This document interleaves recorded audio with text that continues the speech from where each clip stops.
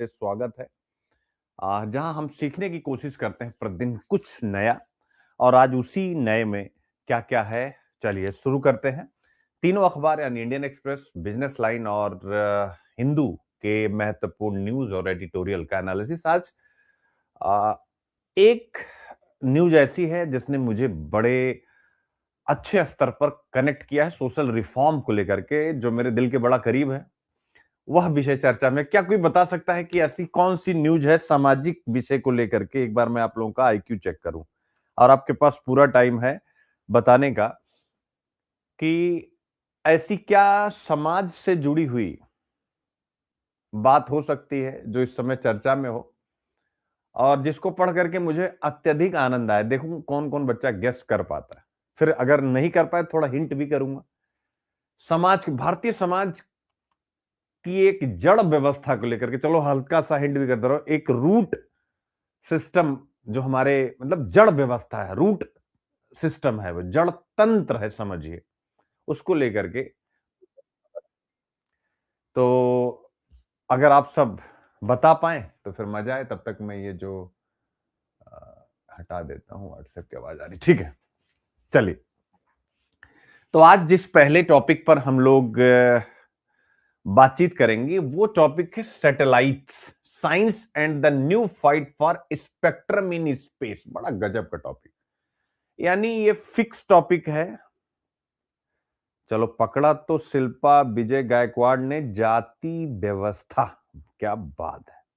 लेकिन चलो, तुमने कम से कम मुझे इस बात मतलब तुमने समझा कि यह एक ऐसी जड़ है, एक ऐसी जड़ व्यवस्था है जो मैं सच में दिल से समझता हूं कि बहुत खराब है हिंदुस्तान के लिए, और हमें धीरे धीरे इसमें बड़ा बदलाव लाना चाहिए। तुमने इस चीज को, मेरे स्टूडेंट होकर के महाराष्ट्र से हो आप, मुझे पता है, अगर मैं सही हूं एक बार मुझे करेक्ट करिए, आपने पकड़ा। लेकिन जाति में भी क्या मुद्दा है, जाति में भी क्या मुद्दा है, वो बड़ा महत्वपूर्ण है, उसको समझिएगा। और जाति व्यवस्था से आज हम लोग बातचीत भी करेंगे, बड़ी बातचीत करेंगे। चलो पहले उसी टॉपिक पे आ जाते हैं, क्योंकि अब जाति स्टार्ट हो गया तो पहले उसी टॉपिक पे आते हैं, फिर वापस आते हैं। हर एक टॉपिक का हल्का हल्का इंट्रोडक्शन लेंगे और फिर डिटेल में आपको करा देंगे, जिससे समय कम लगे, क्योंकि पीडीएफ में समय कम लगता है, आपका बेहतर ढंग से तैयार हो जाता है। अच्छा, एक प्रश्न आपसे मैं पूछूं, अगर आप लोगों को पता नहीं, सुप्रीम कोर्ट का एक डिसीजन आपके सामने आ गया, ठीक है? यानी सुप्रीम कोर्ट के जो जस्टिस हैं उनकी तरफ से कहा गया है भारत में। अरे यार, एक तो परेशान हो गया हूं, ये टेक्नोलॉजी के साथ साथ जो टेक्नोलॉजी से जुड़े चैलेंज है ना बेटा, ये रुला के रख देते हैं, आप मान के चलिए, ठीक है। तो सुप्रीम कोर्ट के न्यायाधीश का कुछ स्टेटमेंट है जिसका भी मैं जिक्र नहीं कर रहा हूं, लेकिन उसके पहले एक प्रश्न पूछ रहा हूं, क्योंकि क्लास में हर एक कैटेगरी से जुड़े हुए बच्चे हैं। मैं आप सबसे पूछना चाहता हूं, क्या आपको लगता नहीं कि जिस की जाति व्यवस्था की जो जड़ें हैं, इन जड़ों को दूर करने में जो पीड़ित और शोषित जातियां हैं, उनके लोगों ने भी बड़ी भूमिका समाज सुधार आंदोलन, राष्ट्रीय आंदोलन के समय तो निभाई। लेकिन उसके बाद आहिस्ते आहिस्ते हमारे समाज में क्या हो गया, एक एक बंटवारा सा हो गया। मतलब जो उस जाति से भी निकल करके आए हैं, जो पीड़ित शोषित नहीं है, और पीड़ित और शोषित होने का सबसे बड़ा आधार मैं हमेशा से मानता हूं आर्थिक पिछड़ापन। यानी वो जो आर्थिक रूप से गरीब रहेगा वो दूसरे के घर में काम करेगा, दूसरे के खेत में काम करेगा। अब आप मुझे बताइए कि अगर आप एससी कैटेगरी से है और आप सेलेक्ट हो जाते हैं कहीं पर भी, अध्यापक ही हो गए, मैं अध्यापक आईएएस की बात ही नहीं कर रहा हूं, आप टीचर हो गए, तो क्या आपके घर वाले किसी दूसरे के खेत में काम करने जाएंगे? नहीं। क्या आपके घर वाले किसी के घर में बर्तन साफ करने जाएंगे? नहीं। यह मैं इसलिए कह रहा हूं क्योंकि ऐतिहासिक काल से इस प्रकार की चीजों की जिम्मेदारी कहे अनकहे उनके जिम्मे आई। संविधान ने सब कुछ बदला, लेकिन जो आज आप सब, क्योंकि मेरे बहुत सारे बच्चे हैं, आप सबको पता है, रिजल्ट भी मैं कर रहा हूं। कौन से बच्चे? यानी एसटी कैटेगरी से। मैं आपसे बस इतना कहना चाहता हूं, बस सोचिए आप कि क्या जो वर्तमान में बच्चे सेलेक्ट हो रहे हैं आईएएस में, पीसीएस में, क्या वो अपनी कम्युनिटी के वेलफेयर के लिए कुछ कर रहे हैं? आप एक बार जरूर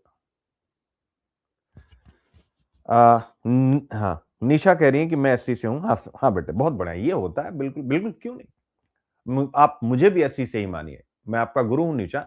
मैं स्वयं एससी हूं, इसीलिए मेरा नाम सुनील अभिव्यक्ति है।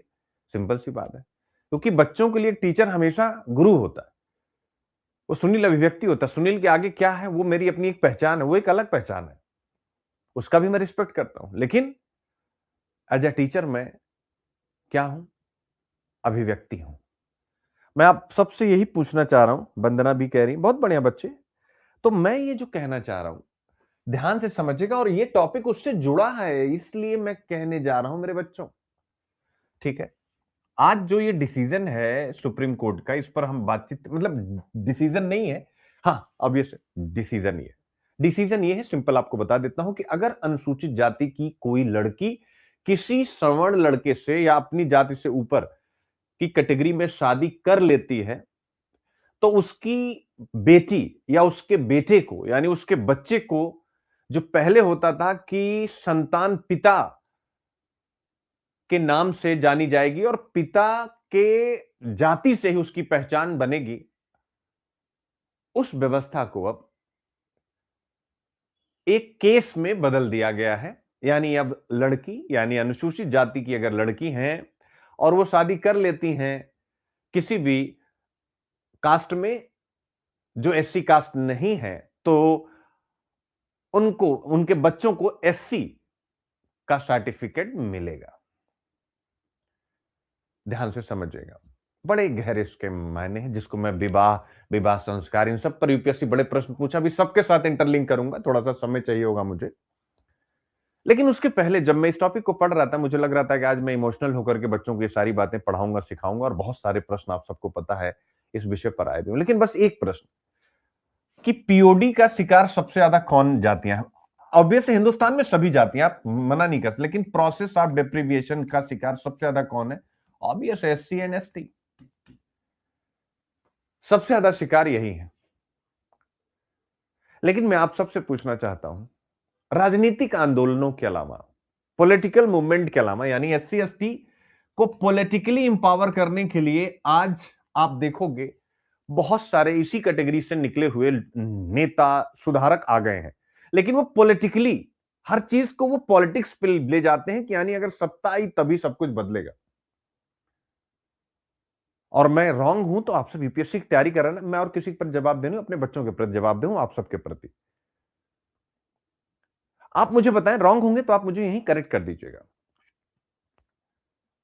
इसके अलावा इस प्रोसेस ऑफ डेप्रिविएशन को ब्रेक करने के लिए, प्रोसेस ऑफ डेप्रिविएशन यानी वंचितता का चक्र, अभी जोड़ने जा रहा हूं सुप्रीम कोर्ट के डिसीजन से, this is not emotional lecture.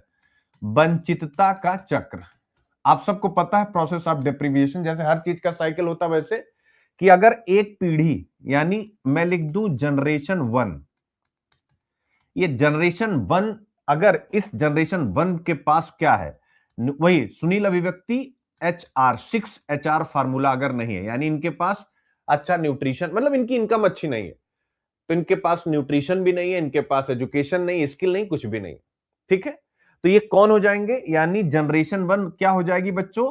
Week human resource, WHR लिख रहा हूं, वीक ह्यूमन रिसोर्स हो जाएगी। अब ये जो वीक ह्यूमन रिसोर्स है, यानी मेल फीमेल फैमिली में जो भी है, उनके भी बच्चे होंगे, जिसको हम कहते हैं जनरेशन 2। तो जनरेशन 2 के पास भी, यानी इस जो सेकंड जनरेशन है भाई, ये वीक ह्यूमन रिसोर्स, इसको भी जो 6 HR चाहिए वो नहीं दे पाएगा। सुनील अभिव्यक्ति 6 HR, फिर जनरेशन 3 आएगी, और फिर ऐसे इनफाइनाइट जनरेशन चलती रहेंगी, और वंचितता का चक्र चलता रहेगा। तो वंचितता का चक्र आप सब समझ गए, टूटेगा केवल इसी चीज से, उनकी इनकम बढ़े। मैं हमेशा से मानता हूं सामाजिक समता तभी आएगी जब आर्थिक ताकत बढ़े। आप ट्रस्ट करें, आपका दोस्त किसी भी कास्ट से हो, अगर वो बहुत अमीर है तो हमारा उसके प्रति नजरिया बदलता है। ये सिंपल सी बात है, समाज का, हमारा मतलब हमारा आपका, इस पूरे समाज का। कोई आईएएस हो जाए, आईपीएस हो जाए, अधिकारी हो जाए, भले पीछे क्या है क्या नहीं, लेकिन धीरे धीरे मानसिकता बदलती है और आहिस्ते आहिस्ते ही हजारों सालों की व्यवस्था है, तुरंत आप रिफॉर्म नहीं कर सकते, उसको ठीक होने में भी हजारों साल लगेंगे। होगा ऐसा क्या? नहीं, हजारों साल अब नहीं लगेंगे। फॉर एग्जाम्पल, जैसे इकोनॉमी का जब नोबेल पुरस्कार मैंने आप लोगों को पढ़ाया था, तो वहां पर मैंने डिस्कस किया था कि जो 2000 सालों में, 2200 सालों में जीडीपी की ग्रोथ हुई है, उसके मुकाबले महज 100 सालों में जीडीपी की ग्रोथ बहुत ज्यादा हो गई। यानी जो हमने 2200, 2300, 2400 सालों में जीडीपी बनाई है, महज पिछले 100 सालों में उससे ना जाने कितना मल्टीपल फोल्ड हमने बना लिया, यानी कई गुना ज्यादा। क्यों? Because of the innovation. जब से इनोवेशन स्टार्ट हुए, तब से जीडीपियां बढ़ने लगी। आप सबको अच्छे से पता है। तो वैसे ही ये हजारों साल की जो जाति व्यवस्था है वो बदलेगी, लेकिन उसके बदलाव में अब हजारों साल नहीं लगेंगे, कम समय लगेगा। 100 साल तो आप मान के चलिए कि लगेगा बिल्कुल से उस चीज को ग्रास रूट लेवल से जाने में मिनिमम 100 साल ही मेरा अपना एक अनुमान है। क्यों 100 साल? क्योंकि अब चीजें बदल रही हैं, लोग बदल रहे हैं, जनरेशंस बदल रही हैं। अब ऐसे में सुप्रीम कोर्ट का जो ये डिसीजन है, ये मेरे बच्चों, अकॉर्डिंग टू मी एक बहुत बड़ा वर्डिक्ट है।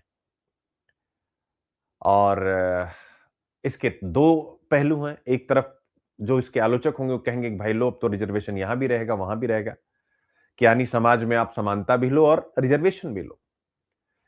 ठीक है, ऐसे भी लोग होंगे, बट अपना पहलू वो नहीं। अपना पहलू ये वाला है कि इससे अंतरजातीय विवाह होंगे। अब मैं आ रहा हूं अपने सोसाइटी जीएस पेपर 1 पे धीरे धीरे आपको लेकर के। इससे क्या होंगे? अंतरजातीय विवाह और भी होंगे, पहली चीज।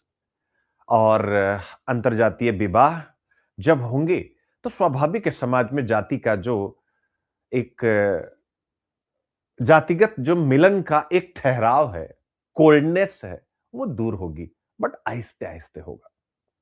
तो ये एक अच्छा डिसीजन है एक संदर्भ में। दूसरा, सुप्रीम कोर्ट ने जो प्रश्न किया है, यानी सुप्रीम कोर्ट के जस्टिस महोदय ने बड़ा अच्छा प्रश्न किया उन्होंने बच्चों। उन्होंने कहा कि भाई, पिता के नाम से अगर संतान को सब कुछ मिल रहा है, उसकी विरासत मिल रही है, उसका नाम मिल रहा है, उसकी जाति मिल रही, तो मां के नाम से इस बदलते दौर में क्यों ना मिले वो पहचान, वो जाति? इसलिए मां के नाम से भी वह, तो एक बहुत बड़ा डिस्कोर्स यहां पर, यानी ये खुद सुप्रीम कोर्ट के न्यायाधीश महोदय ने स्वयं कहा है कि एक अब इस पर बहस छिड़ेगी, बहस होगी। अच्छी बात है, इसका कानूनी रूप अलग है, लेकिन हमारे निर्देश तो यही कहते हैं कि मां के नाम से भी जाति की पहचान होनी चाहिए। और ये जेंडर इक्वलिटी को भी बढ़ावा दे रहा है। यानी जो प्रश्न पूछा था, फुलफिलमेंट ऑफ न्यू वुमेन, नई महिला, ध्यान से समझिएगा, कि परिपूर्णता, यानी वो सशक्त है कि नहीं। परिपूर्णता मतलब सशक्त है कि नहीं। सशक्त का मतलब क्या होता है? वो डिसीजन मेकिंग में भागीदारी कर रही है कि नहीं। तो वही महिलाएं अंतरजातीय विवाह करती हैं स्वाभाविक रूप से, जिनके अंदर एक डिसीजन मेकिंग की कैपेसिटी होती है कि हाँ भाई, हमें करना है। अब इसका यह मतलब नहीं कि जो नहीं कर पा रहे उनकी समस्या, वो समाज का उधेड़ बुनूं, उधर अपने को नहीं जाना। जो लिखना है वो मैं बता रहा हूं। तो डिसीजन मेकिंग ही वुमेन इंपावरमेंट की सबसे बड़ी यूनिट होती, सबसे बड़ी इकाई होती है।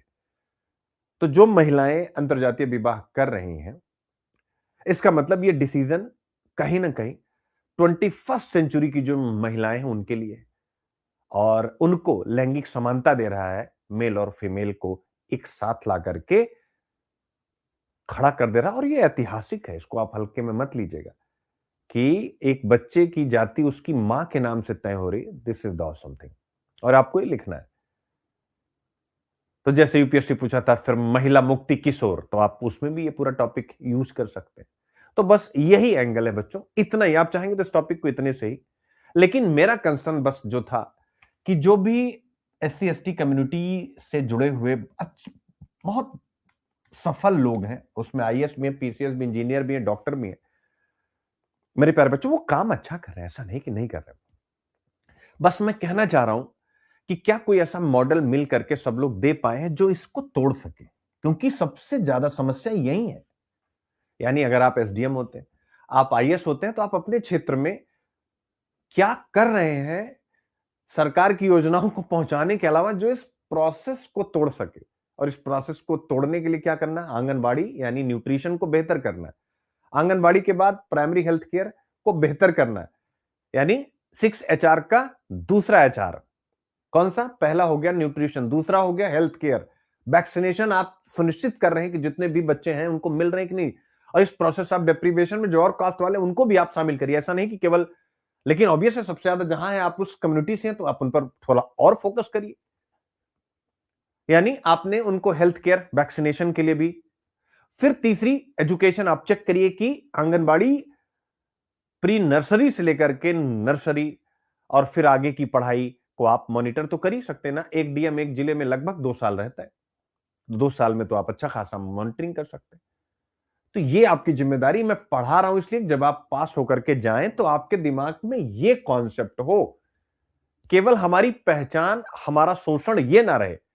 हमारी पहचान हमारा शोषण ऐतिहासिक रूप से जो है सही नहीं रहा है, लेकिन अब मुझे अवसर मिला है, मैं सेलेक्ट हुई हूं या हुआ हूं, मैं हमारी कम्युनिटी में जो पीओडी है उसको बदलूंगा, तब जाकर के चीजें बदलेंगी। सुप्रीम कोर्ट के डिसीजन और हेल्प करेंगे उसमें। मैं ये आपको सिखाना चाह रहा था, चूंकि स्वाभाविक है मेरे बच्चे, आप सब लोग, बहुत बच्चे हैं मेरे पास इस कम्युनिटी से, बहुत सारे बच्चे, मतलब एक 10 20 50 तो आप सोचना भी नहीं। ठीक है, तो मेरा अपना मानना है कि हम, भाई हमारी आइडेंटिटी तो वही है ना, हमारी पहचान तो वही है, तो फिर क्यों ना हम खुद भी सशक्त हों और अपनी कम्युनिटी को भी सशक्त करें। क्या करें? अपनी कम्युनिटी को भी सशक्त करें। अब मैं आपसे एक चीज यहां पर फिर डिस्कशन करना चाहता हूं। कम्युनिटी, आपके मन में आ सकता है कि सर आप अपनी कम्युनिटी के लिए क्या करेंगे। मैं बेटा करने वाला हूं, मुझे थोड़ा समय और लगेगा, क्योंकि मैं जिस अध्यापक जिस रुआब को प्राप्त करना चाहता हूं, रुआब मतलब कि यार ये ऐसा टीचर है कि 100 में से 20 इसके होते हैं। ये बस जिस दिन मैंने 1 2 3 साल कर लिया, 10 से 20 बच्चे मेरे 100 में आने लग जाए, उस दिन से मैं भी करने वाला हूं। ये तो मेरा आदर्श है ही, मैं आप सबको तैयार कर रहा हूं, इसमें भी मैं काम करूंगा करूंगा। लेकिन आपसे मैं ये कहना चाहता हूं, आप सोचिए, जो जैसे मान लीजिए मैं जिस कैटेगरी से हूं, मान लीजिए मैं राजपूत हूं, ठीक है ना, सिंपल सी बात है। अब आप इसको जरा समझिएगा।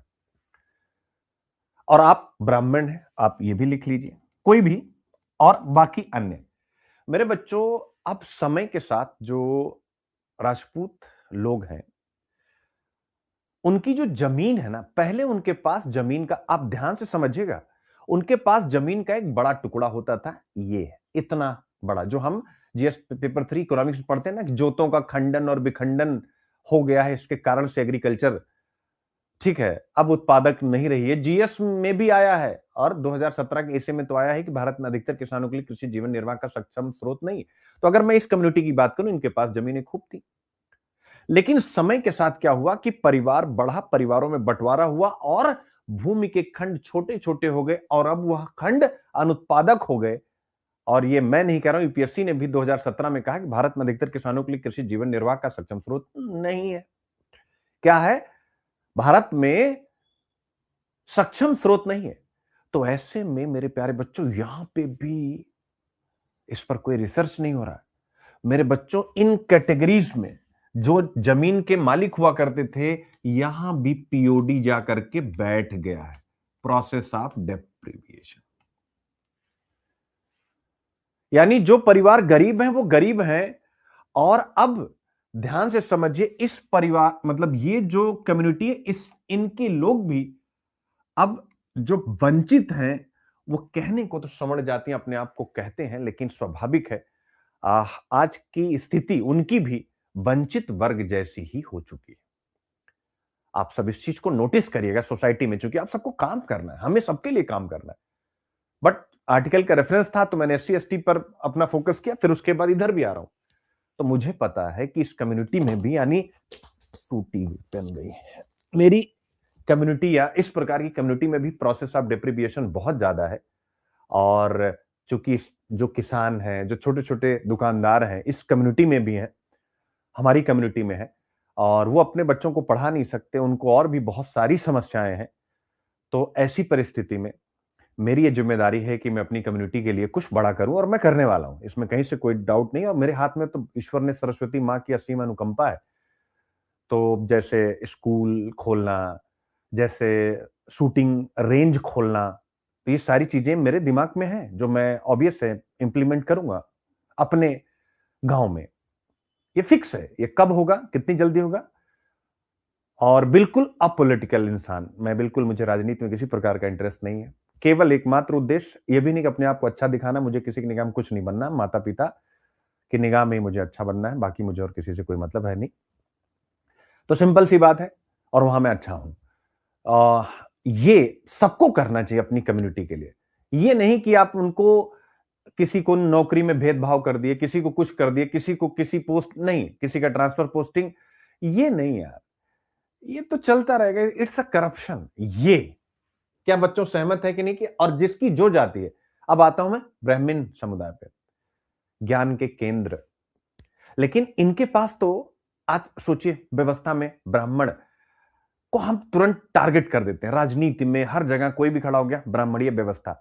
आप मुझे बताएं, मैं आपसे पूछना चाहता हूं, क्या जो आज की ब्राह्मणीय व्यवस्था, उसके लिए वो ब्राह्मण बच्चे जिम्मेदार हैं? मैं आपसे पूछता हूं, आप मुझे बताएं। और खासकर जो वंदना, निशा, आप सब बच्चों बताना, क्या उसके लिए वो जिम्मेदार है? पूर्वजों ने जो किया, क्या उसके लिए वो जिम्मेदार है? आप चिंतन करें। उनके पास तो जमीन भी नहीं है। कुछ एक जगह में, जैसे बिहार वगैरह में जो भूमिहार ब्राह्मण होते हैं, वो छोड़ दिया जाए तो ब्राह्मणों के पास जमीन उस लेवल की नहीं है। ज्ञान ही उनकी शक्ति है एकमात्र। लेकिन ज्ञान सबको मिलता नहीं। सरस्वती मां सब पे कृपा करेंगे नहीं। ऐसा थोड़ा कि एक ब्राह्मण परिवार में 5 बच्चे तो पांचों ही होशियार है, वो कुछ कुछ का होता है।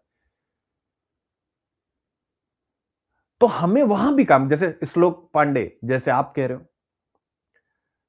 तो आपकी जिम्मेदारी है, आप मेरे पर्सनल गाइडेंस में, आपकी जिम्मेदारी सिलेक्शन के बाद आपको अपनी कम्युनिटी पर स्पेशल फोकस करना। लेकिन वो नौकरी, पोस्टिंग, ठेका देना और वो नहीं, माफी मेरे, आप लोग करेंगे, आपको अच्छे से पता है। बहुत बच्चे सेलेक्ट हुए, मैं किसी को फोन नहीं करता हूं, किसी से कोई मतलब नहीं। आप भी खुश रहिए, आपको भी कोई फर्क नहीं, मुझे भी कोई फर्क नहीं।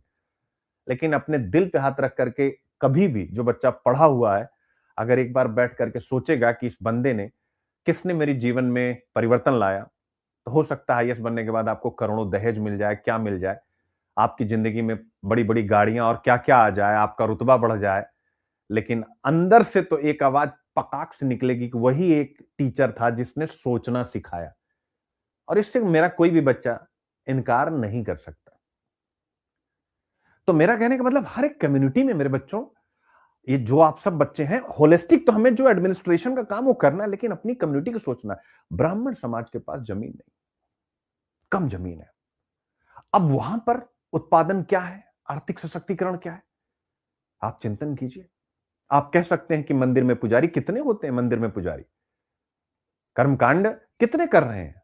एक गांव में एक पंडित का परिवार होता है जो कर्मकांड करता है, बाकी तो लोग नहीं करते। तो वहां पर भी पीओडी है। मैं ये कहना चाह रहा हूं, इस ब्राह्मण परिवार में भी पीओडी, और ये बढ़ रहा है, ये धीरे धीरे और बढ़ेगा मेरे प्यारे बच्चों। लेकिन पीओडी को क्या हम, चाहे यहां वाला पीओडी हो, चाहे यहां वाला पीओडी हो, क्या हम मेरे बच्चों रिजर्वेशन से ही दूर कर सकते हैं? क्या हम आरक्षण से दूर कर सकते हैं? आप कहेंगे हां सर, मैं भी कहूंगा हां सर, आरक्षण सही है, होना चाहिए। बट क्या केवल आरक्षण, अब अगले प्रश्न पे रहेगा, क्या केवल आरक्षण से दूर किया जा सकता है? आप मुझे बताइए, आरक्षण का लाभ किसको मिल रहा है? चिंतन कीजिए आप, किसी भी कैटेगरी में, चाहे वो, अब तो हर एक कैटेगरी में आरक्षण है, हर एक कैटेगरी में, यानी कोई अब नहीं कह सकता जनरल कैटेगरी में भी आरक्षण है। लेकिन आरक्षण का लाभ किसको मिल रहा है? जिसकी एक जनरेशन, ध्यान से देखिएगा, अब इसी प्रोसेस ऑफ डिप्रीविएशन को उलट रहा हूं मैं, यानी जो जनरेशन 1 है, जो इस वंचितता के चक्र को पार की किसी भी प्रकार से, इस वंचितता के चक्र को पार करने के बाद वो क्या हो गई? स्ट्रांग हो गई। यानी ये week human resource strong human resource में बदल गया। अब इसने अपनी अगली पीढ़ी को सुनील अभिव्यक्ति इज इक्वल टू 6 HR ये पकड़ा दिया। अब जनरेशन 2, जनरेशन, अब देख सकते हैं। तो रिजर्वेशन का लाभ किसको मिल रहा है ज्यादा?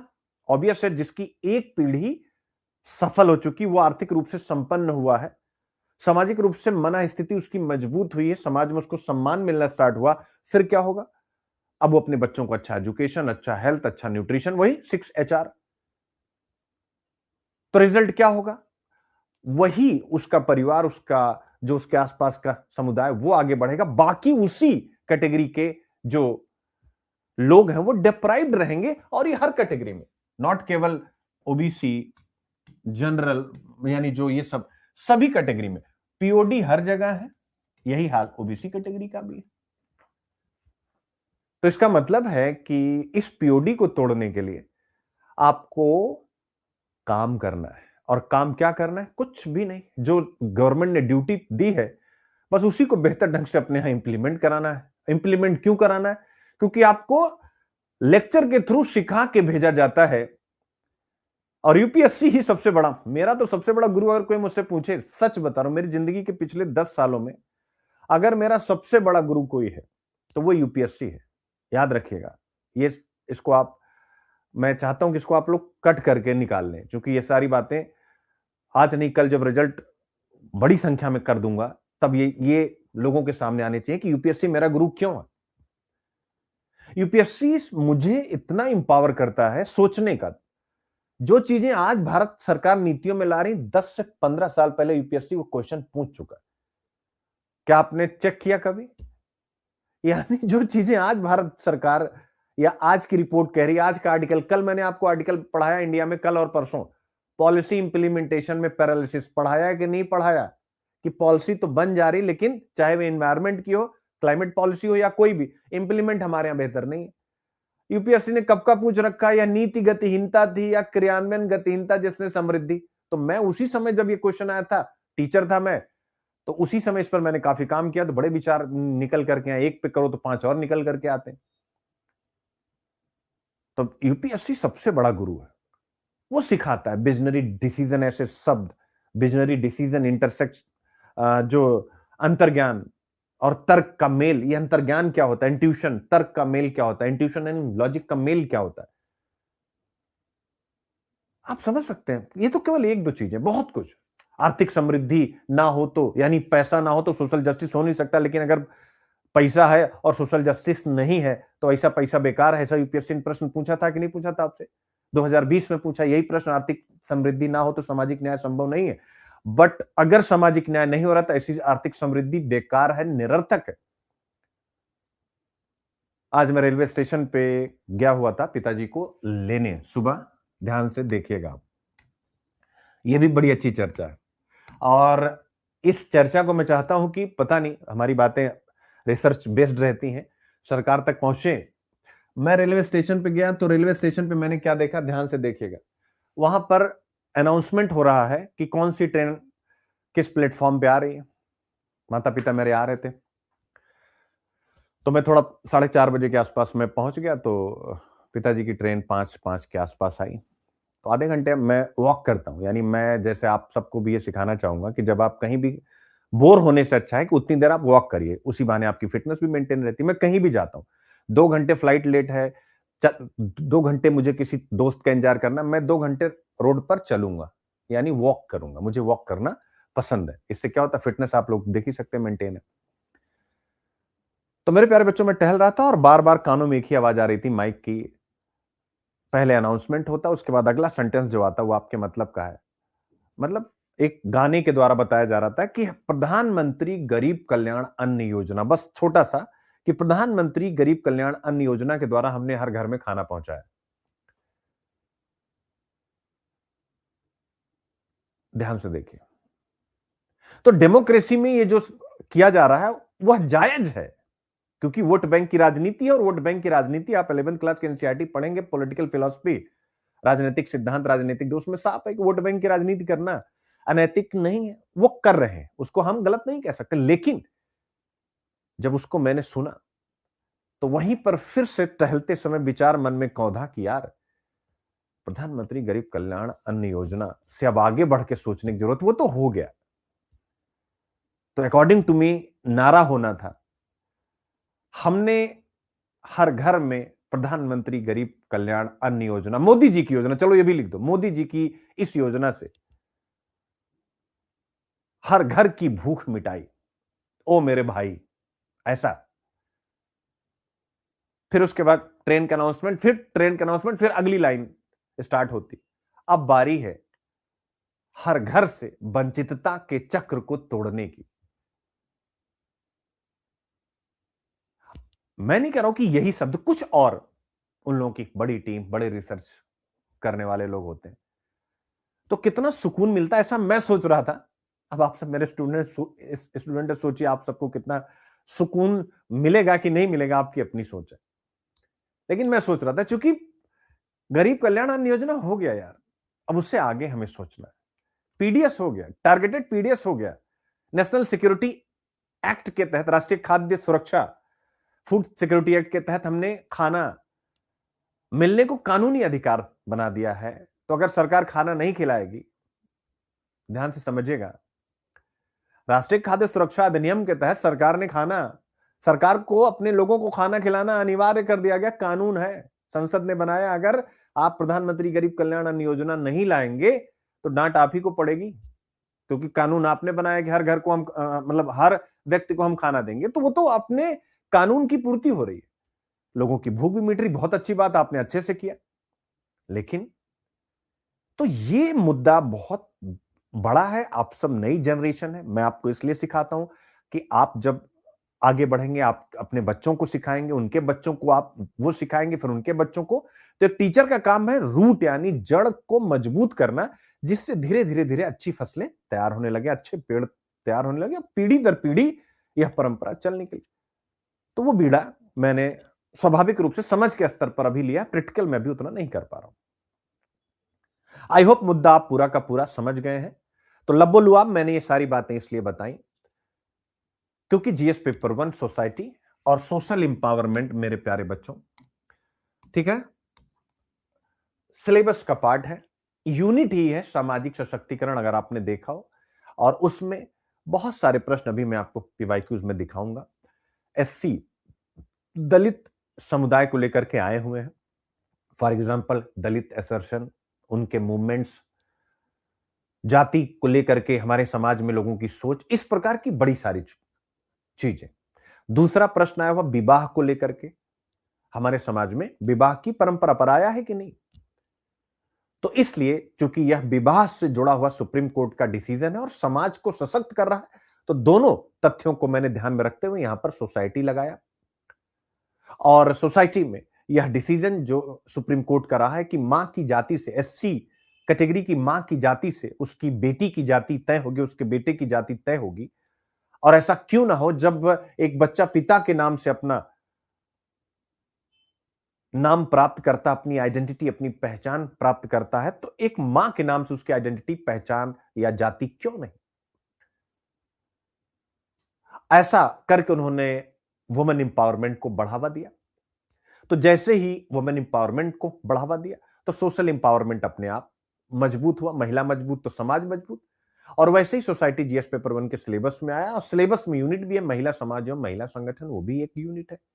तो इसलिए मैंने टॉपिक कराया, लेकिन उस टॉपिक के साथ मैंने आपको भाषण नहीं दिया मेरे बच्चों। ये जो भी समझाया केवल समझाने के अंदाज के लिए थोड़ा भाषण का रूप इसको मैंने दिया।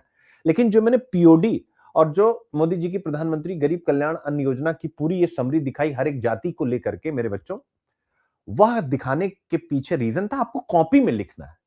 ठीक है, आप क्या करेंगे प्रैक्टिकल तो अलग की बात है, जब सेलेक्ट होंगे पहले जिम्मेदारी की सिलेक्ट होइए।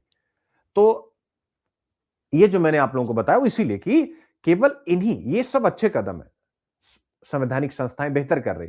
अब समाज की बारी, हमारी बारी, आपकी बारी, हमारे पास जो है अब उसको हम समाज में लगाएं, क्योंकि समाज से हमें बहुत कुछ मिला, हमें समाज से बहुत कुछ मिला। अब हमारी जिम्मेवारी है समाज को देना, और समाज को देने का मतलब केवल एमपी एमएलए बनना नहीं। आज के समय में आप ट्रस्ट करिए, अगर अभी आप गांव में जाइए 100 कंबल बंटवा दीजिए, लोग कहेंगे गुरु अब ये राजनीति करेगा, अब इसका पैर खींचो, कहीं ऐसा ना हो कि ये प्रधानी जीत ले या ये जीत ले वो जीत ले। आप समझ सकते हैं समाज की सोच में केवल राजनीति क्या है कि नहीं, आप बताएं। हर व्यक्ति यार कुछ न कुछ नेता बनना चाहता, भौकाल मेंटेन करना चाहता। आप सोचिए यार क्या ही बोला जाए, जबकि असली भौकाल होना चाहिए टीचर का। असली भौकाल किसका होना चाहिए टीचिंग का, टीचर का क्या, टीचर यार खड़ा होता है तो समा बांध देता है, लेकिन लोगों को इस ताकत का अंदाजा ही नहीं। मैं सच कह रहा हूं बच्चों, टीचर्स को भी अपनी ताकत का अंदाजा नहीं है। अद्भुत होता है टीचर, अगर वो केवल सब छोड़ दे, कुछ ना देखे, खड़ा हो जाए मंच पे और अपने अंदर का जो उसने सीखा हुआ केवल उसको प्रेजेंट बेहतर करना वो शुरू कर देना, भाई साहब उसका तो मुकाबला ही नहीं। हमारे देश में लिख लीजिएगा, संस्कार चैनल है, आस्था चैनल है, जो धर्म और नीति की बातें भांति भांति के महापुरुषों के माध्यम से लोगों तक पहुंचाते हैं हर घर में। ध्यान से समझिएगा, इसी से समझिए कि धर्म हमारे समाज को कितना गवर्न करता है, बहुत ज्यादा। और यही कारण रहा है कि राजा राम मोहन राय, स्वामी विवेकानंद, इस प्रकार के जो महान विभूतियां हैं जिन्होंने समाज सुधार आंदोलन शुरू किया। देखिए बाद में हर धर्म हर जाति में हुआ, लेकिन शुरुआत तो यही थे ना, राजा राम मोहन राय, और पश्चिम से पढ़े लिखे थे, लेकिन भारत में समाज सुधार उनको करना था। वो उन्होंने धर्म का सहारा लिया, वेदों का सहारा लिया। क्यों? क्योंकि इतिहास आप पढ़ेंगे तो लिखा हुआ किताबों में, अच्छी किताबों में, हर जगह कि भारतीय समाज को धर्म से अलग करके आप देख ही नहीं सकते। तो इसीलिए आस्था और संस्कार ऐसे ना जाने कितने चैनल चल रहे हैं जहां पर धार्मिक विद्वान जा करके और हमको और आपको मानसिक रूप से अध्यात्म की तरफ, शांति की तरफ लेकर के जाते हैं, और एक बहुत बड़ी ऑडियंस है उनके पास। लेकिन हमारे देश में, नोट कीजिएगा, हमारे देश में एजुकेशन को लेकर के कोई आस्था, कोई संस्कार चैनल नहीं है। जहां पर, मैं अपनी बात नहीं कह रहा हूं, मैं तो बहुत छोटा हूं, बहुत समझिए अभी जमीन में धंसा हुआ बीज हूं जो निकलने की कोशिश कर रहा है। हाँ, बट फर्टाइल है बहुत, निकलेगा तो फटेगा तगड़ा। जो बड़ी बड़ी पर्सनालिटियां हैं, जैसे ढेर सारे जो बाबा लोग होते हैं, सुबह से शाम तक प्रवचन करते हैं, एक ऐसा एजुकेशन चैनल भी होना चाहिए। होना चाहिए कि नहीं होना चाहिए? आप मुझे बताएं। यानी आस्था चैनल, संस्कार चैनल, ऐसे ही एक कोई एजुकेशन का चैनल होना चाहिए, और जिसको कोई ना कोई प्राइवेट कंपनी, सरकार मिल करके फंड करे। ये उनके और ये अलग से करने की जरूरत नहीं है, कारपोरेट सोशल रिस्पॉन्सिबिलिटी के तहत ही किया जाना चाहिए। एक भी चैनल हो ऐसा बताइए जो पॉपुलर हो, आस्था और संस्कार चैनल, और चैनलों की बात मत करिए, जो आस्था और संस्कार चैनल की तरह पॉपुलर हो, जिसमें सुबह से शाम केवल 5 से 7 आप सबका समय बांटिए, जो करना चाहें खड़े हों और वो सिखाएं। कि क्या सिखाएं? वहां पर भी जो चर्चा का आलम हो वो पीओडी वाला ही हो। कैसे हो? सुबह आए बाबा नंबर 1, यानी ऑब्वियस है एजुकेशन के, जो भी बाबा नंबर 1 आए, सुबह सुबह बाबा नंबर 1 शुरू करें, और टाइटल हो कि माता पिता जागो। यानी सबसे पहले वो माता पिता को बताएं कि पढ़ाई क्या है, उनका महत्व क्या है, और बड़े रोचक अंदाज में। एक से एक टीचर है इंडिया में। मैं तो मान लीजिए बेसिक में ही रहता हूं, एकदम कोर कंटेंट में रहता हूं, तो मुझसे पढ़ के तो जो यूपीएससी का नहीं, वो बोर हो सकता है, क्योंकि मैं हंसी मजाक भी क्लास में उतना नहीं करता हूं। तो और जो अच्छे लोग हैं, जो बड़े अच्छे एंटरटेन भी करते हैं, तो ऐसे लोगों को लेकर के उसका एक कंटेंट बना करके, उसका एक, हाँ हम लोग कंटेंट वाले हैं, ऐसा कंटेंट बना देंगे कि मतलब खुद हम नहीं हंसा पा रहे हैं, लेकिन जो उस कंटेंट को पढ़ेगा तो सामने वाली ऑडियंस हंस के पागल हो जाएगी। कंटेंट बनाने की इतनी बड़ी क्षमता है। तो ये चीजें जब तक नहीं होंगी, आप स्वयं सोचिए हम कैसे बड़ा परिवर्तन ला पाएंगे। तो धर्म समाज को बेहतर करने के लिए, धर्म के द्वारा समाज को दीक्षा दी जा रही है, आस्था संस्कार, ऐसे बहुत सारे चैनल्स हैं। तो वैसे ही हमारे समाज को शिक्षित करने के लिए एजुकेशन चैनल क्यों नहीं होना चाहिए? जबकि आपको पता है भारत में पीओडी है, प्रोसेस ऑफ डेप्रिविएशन है। ये माता पिता अपने बच्चे को प्यार करते हैं, ये चाहते हैं कि उनके लिए कुछ काम हो, लेकिन वो काम कौन करेगा? वो काम कौन करेगा? मेरे बच्चों में एक जगह, नाम मैं यहां नहीं जिक्र करूंगा, जहां मैं काफी वगैरह पीने कभी कभी जाता हूं। धीरू भाई अंबानी वाली सोच है, बिजनेसमैन में नहीं हूं, लेकिन अच्छी जगह बैठना मुझे पसंद है। हर अच्छी चीज का मुझे शौक है कि मैं लोगों को देखता हूं कि जो हमसे ऊपर वाले आर्थिक कैटेगरी से हैं, वो कैसे बिहेव करते हैं, क्या चीजें, क्योंकि हम लोगों की प्रयोगशाला क्या हो सकती, वही लोग हो सकते हैं। एक पहलू, ठीक है। तो बच्चों, मैं वहां पर एक जो गाड़ी पार्किंग में बंदा था, उसने एक दिन कुछ उसका फॉर्म आया हुआ था उसके बच्चे के लिए। वो पढ़ नहीं पा रहा था, इंग्लिश था, उसने मुझे दिया, मैंने पढ़ा, उसके बाद समझाया उसको। मेरे बच्चे, वो दिन है, क्या किया मैंने, केवल समझाया और केवल इतना कह दिया कि यार अपनी बिटिया को धुआंधार पढ़ाना, ऐसा ऐसा जो कुछ भी मैं उसको बता सकता था, और मैं यहां आता हूं, मेरी भी कभी कोई मदद लगे तो बताना। ना उसने मुझसे, आज तक 6 महीना हो गया होगा, 7 महीना, ना उसने मुझसे कभी कोई 1 रुपया मांगा, ध्यान से समझना, जबकि मैं कह चुका था। बट उस एक दिन के उस स्नेह ने, मैं एक दिन काफी 2-3 महीने बाद वहां गया, वो मैं गाड़ी निकाल रहा था, वो बंदा वहां से भागा हुआ आया। सर, कितने रोज हो गए आप दिखे नहीं। अरे मैंने कि तुम आओ आओ, सोच लो आप, वो उस दीवार के पीछे था, मैं एक दीवार के इस तरफ था, यहां तक की दीवार थी पार्किंग की। तो इसका मतलब क्या है? इसका मतलब मैंने केवल एक अच्छी बात की और एक स्नेह दिखाया उसके बच्चे के लिए। वो बिल्कुल पढ़ा लिखा नहीं, जो गाड़ी की पार्किंग में काम करता है, उसको मैं याद रहा। 6 महीने बाद आ, सर आप आते नहीं हैं। तो ऐसे जो हमारे देश के महान विद्वान, एजुकेशन सेक्टर में, केवल यूपीएससी की बात मत करिए, नो नो, आईआईटीएंस हैं, आईएम वाले हैं, डॉक्टर्स हैं, अगर इनका चैनल ये सुबह सुबह आए, दोपहर में आए, शाम को आए, बट जो पॉपुलर है उन्हीं को, क्योंकि आप सिंपल ला देंगे तो वो कुछ कह ही नहीं पाएंगे, वो कहेंगे कोई सुनेगा नहीं, बोर हो जाएगा। जो पॉपुलर लोग हैं, और आप सबको पता है मैं नाम क्या लूं, सभी लोग जो पॉपुलर है, मुझे उसमें से हटाइए। तो इससे क्या होगा कि एक माहौल बनेगा, पेरेंट्स सीखेगा, समझेगा, अपने बच्चे के लिए 2 घंटे ज्यादा मेहनत करेगा। हर रिक्शे वाले को संबोधन हो, मैं कहूंगा नहीं मानेगा रिक्शा वाला, लेकिन अगर ये जो पॉपुलर हैं, जो वायरल्स, ये बोलेंगे, वो मान लेगा। क्यों मान लेगा? क्योंकि ऑब्वियस है, सक्सेसफुल इंसान की बात सभी सुनते हैं। तो मेरे प्यारे बच्चों, एक रिक्शे वाले को हमें क्या सिखाना है एजुकेशन के लिए? कि देखो, तुम रिक्शा चला रहे हो, जितना चलाते हो 2 घंटा रिक्शा और चलाओ। 2 घंटे, जो पैसा उस 2 घंटे का एक्स्ट्रा हो रहा है, उस पैसे को आप अपने लिए मत खर्च करो, उसको आप अपने नई जनरेशन के लिए खर्च करो। मान लो आपका बेटा भी रिक्शा चला रहा है, दोनों मिल करके, जो बेटे का बेटा यानी अपनी थर्ड जनरेशन के लिए वो पैसा जमा करो।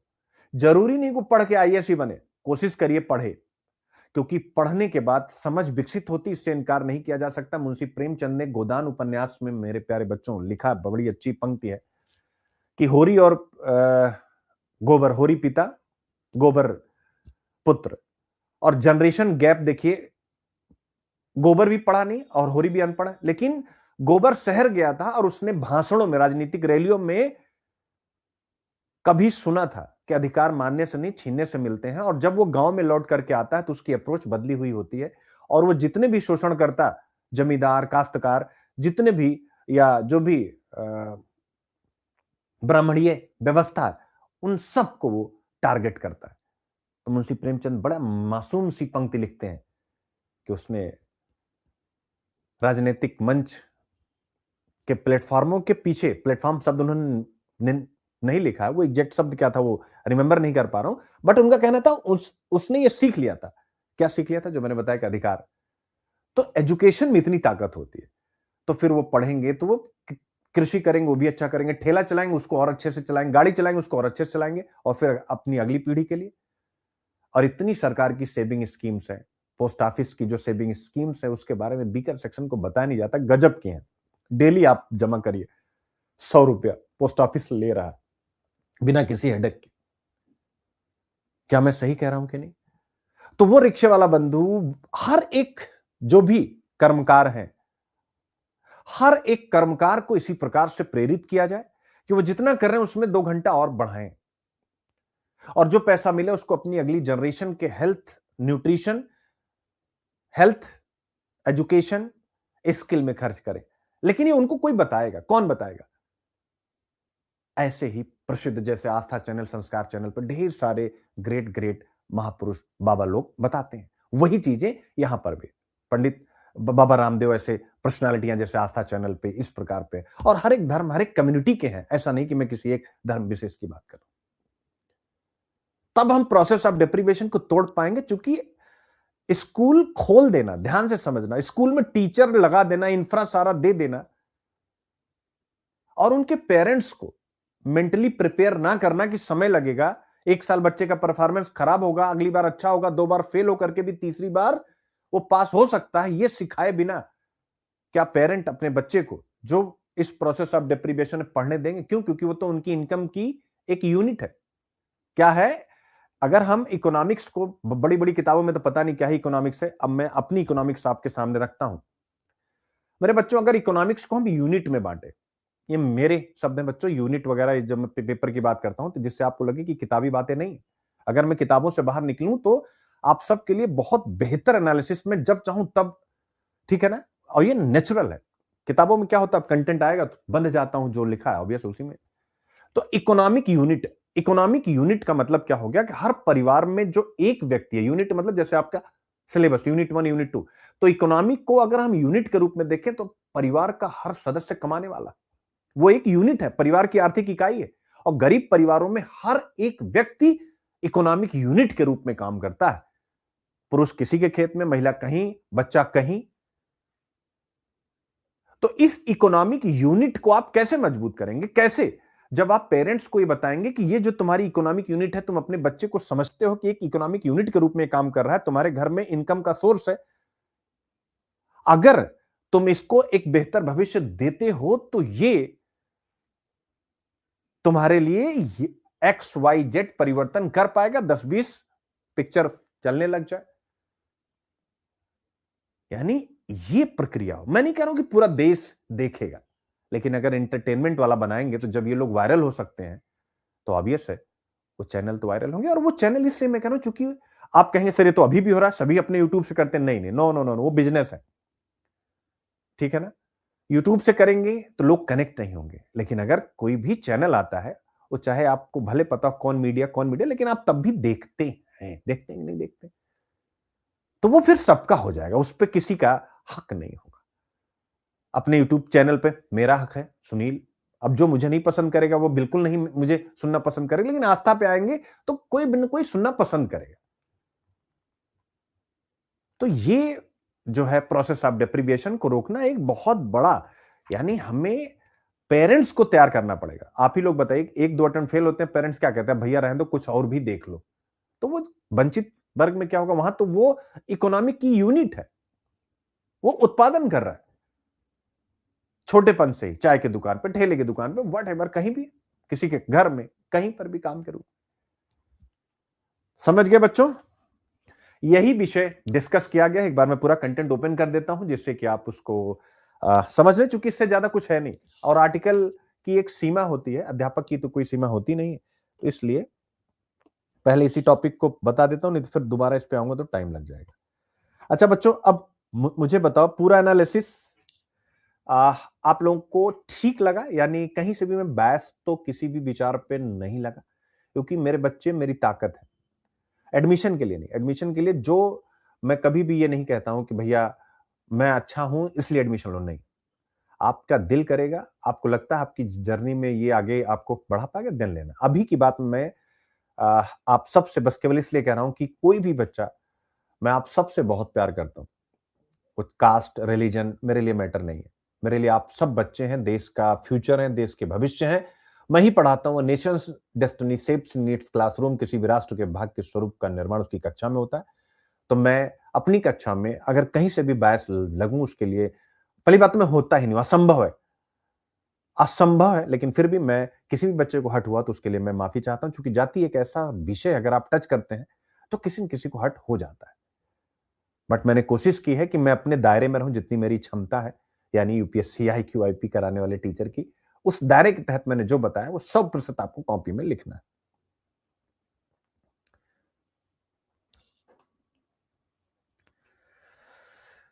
मजा आ गया? चलो ठीक है, सभी बच्चे कह रहे मजा आ गया, ठीक है, चलो बहुत बढ़िया। अब इसी टॉपिक को एक बार आप लोगों को, अरे ये कौन सी PDF आ गई भाई, एक मिनट बच्चों, PDF उठा लेता हूं ना, तो टाइम लग जाएगा फिर।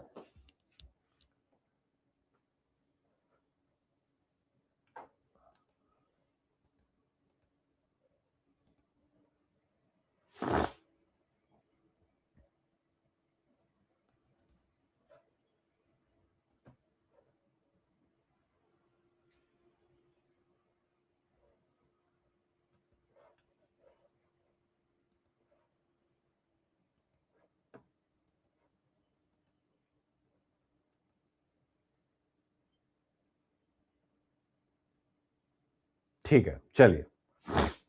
तो आपके सामने ये सारे टॉपिक हैं, हम पहले उसी टॉपिक पे आ जाते हैं। हाँ, ये बड़ा अच्छा है, मजेदार है, इसको मैं कहानी के रूप में भी आपको सुनाऊंगा अभी पूरा, मतलब अच्छा टॉपिक है। सुप्रीम कोर्ट ने मां की जाति के आधार पर लड़की को अनुसूचित जाति प्रमाण पत्र जारी करने की इजाजत दी। ध्यान से देखिएगा, कानून नहीं है अभी बना, ये सुप्रीम कोर्ट ने इजाजत दी है। इसको हमेशा याद रखिएगा। लीगल इसका इशू सुप्रीम कोर्ट ने भी कहा बाद में, नहीं तो लिखते समय हम सतर्कता जोश में लिख गए और पता चला पता चला नंबर ही उड़ गए। सर आपने बहुत अच्छा पढ़ाया था, मैंने बहुत अच्छा लिखा था, फिर मेरा मेंस क्यों नहीं हुआ? आप ही खराब है। अब मैं क्या बोलूं, मैं सुन लेता हूँ, ठीक है भाई, मैं ही खराब क्या ही बोला। ठीक है बच्चे, चलिए तो कर लिया जाए इसको बढ़िया से। आपके सामने कंटेंट 8 दिसंबर की ये घटना है मेरे प्यारे बच्चों। कब की है? 8 दिसंबर की।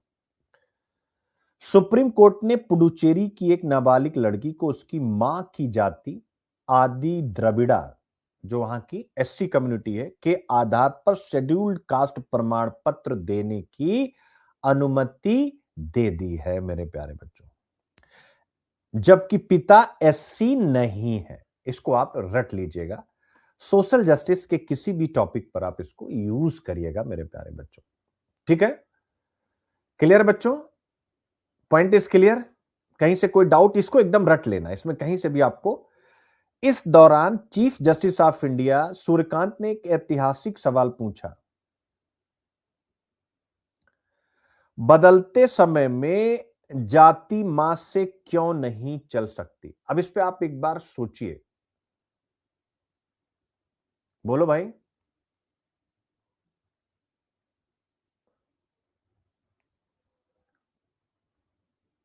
ठीक है, जाति मां से क्यों नहीं चल सकती? क्या मस्त। और जैसे इसी को लिखिएगा, महिला मुक्ति किशोर, वुमेन इंपावरमेंट, यही लिख दीजिएगा। सुप्रीम कोर्ट के सीजेआई सूर्यकांत ने हाल ही में एक केस में एक प्रश्न किया समाज से कि जाति मां से क्यों नहीं चल सकती, और फिर जो उन्होंने डिसीजन दिया वो लिख दीजिए। उसके बाद लिखिए, यह बदलाव नारी सशक्तिकरण की एक नई इबारत लिख रहा है, ऐसा लिख दीजिएगा। ठीक है, और पितृसत्ता के ढांचे को भी कमजोर कर रहा। पैट्रियार्की, पितृतंत्र ने महिला की स्थिति को, तो समझ रहे हैं, तो पैट्रियार्की को भी ये तोड़ रहा है। दोनों चीजें महत्वपूर्ण। यह सवाल जो चीफ जस्टिस ऑफ इंडिया साहब ने पूछा है कि जाति मां से क्यों नहीं चल सकती, भारत की जाति पहचान और आरक्षण के आधारभूत सिद्धांतों पर गहरा प्रभाव डालता है। यह आदेश कोई कानून नहीं, लेकिन अदालत का झुकाव अब वंश से हटकर सामाजिक वास्तविकता की ओर बढ़ रहा है। यानी अदालतें चाहती हैं कि समाज में ऐसा बदलाव होना चाहिए। ठीक है, यानी एक बहुत बड़े बदलाव का यह दौर है।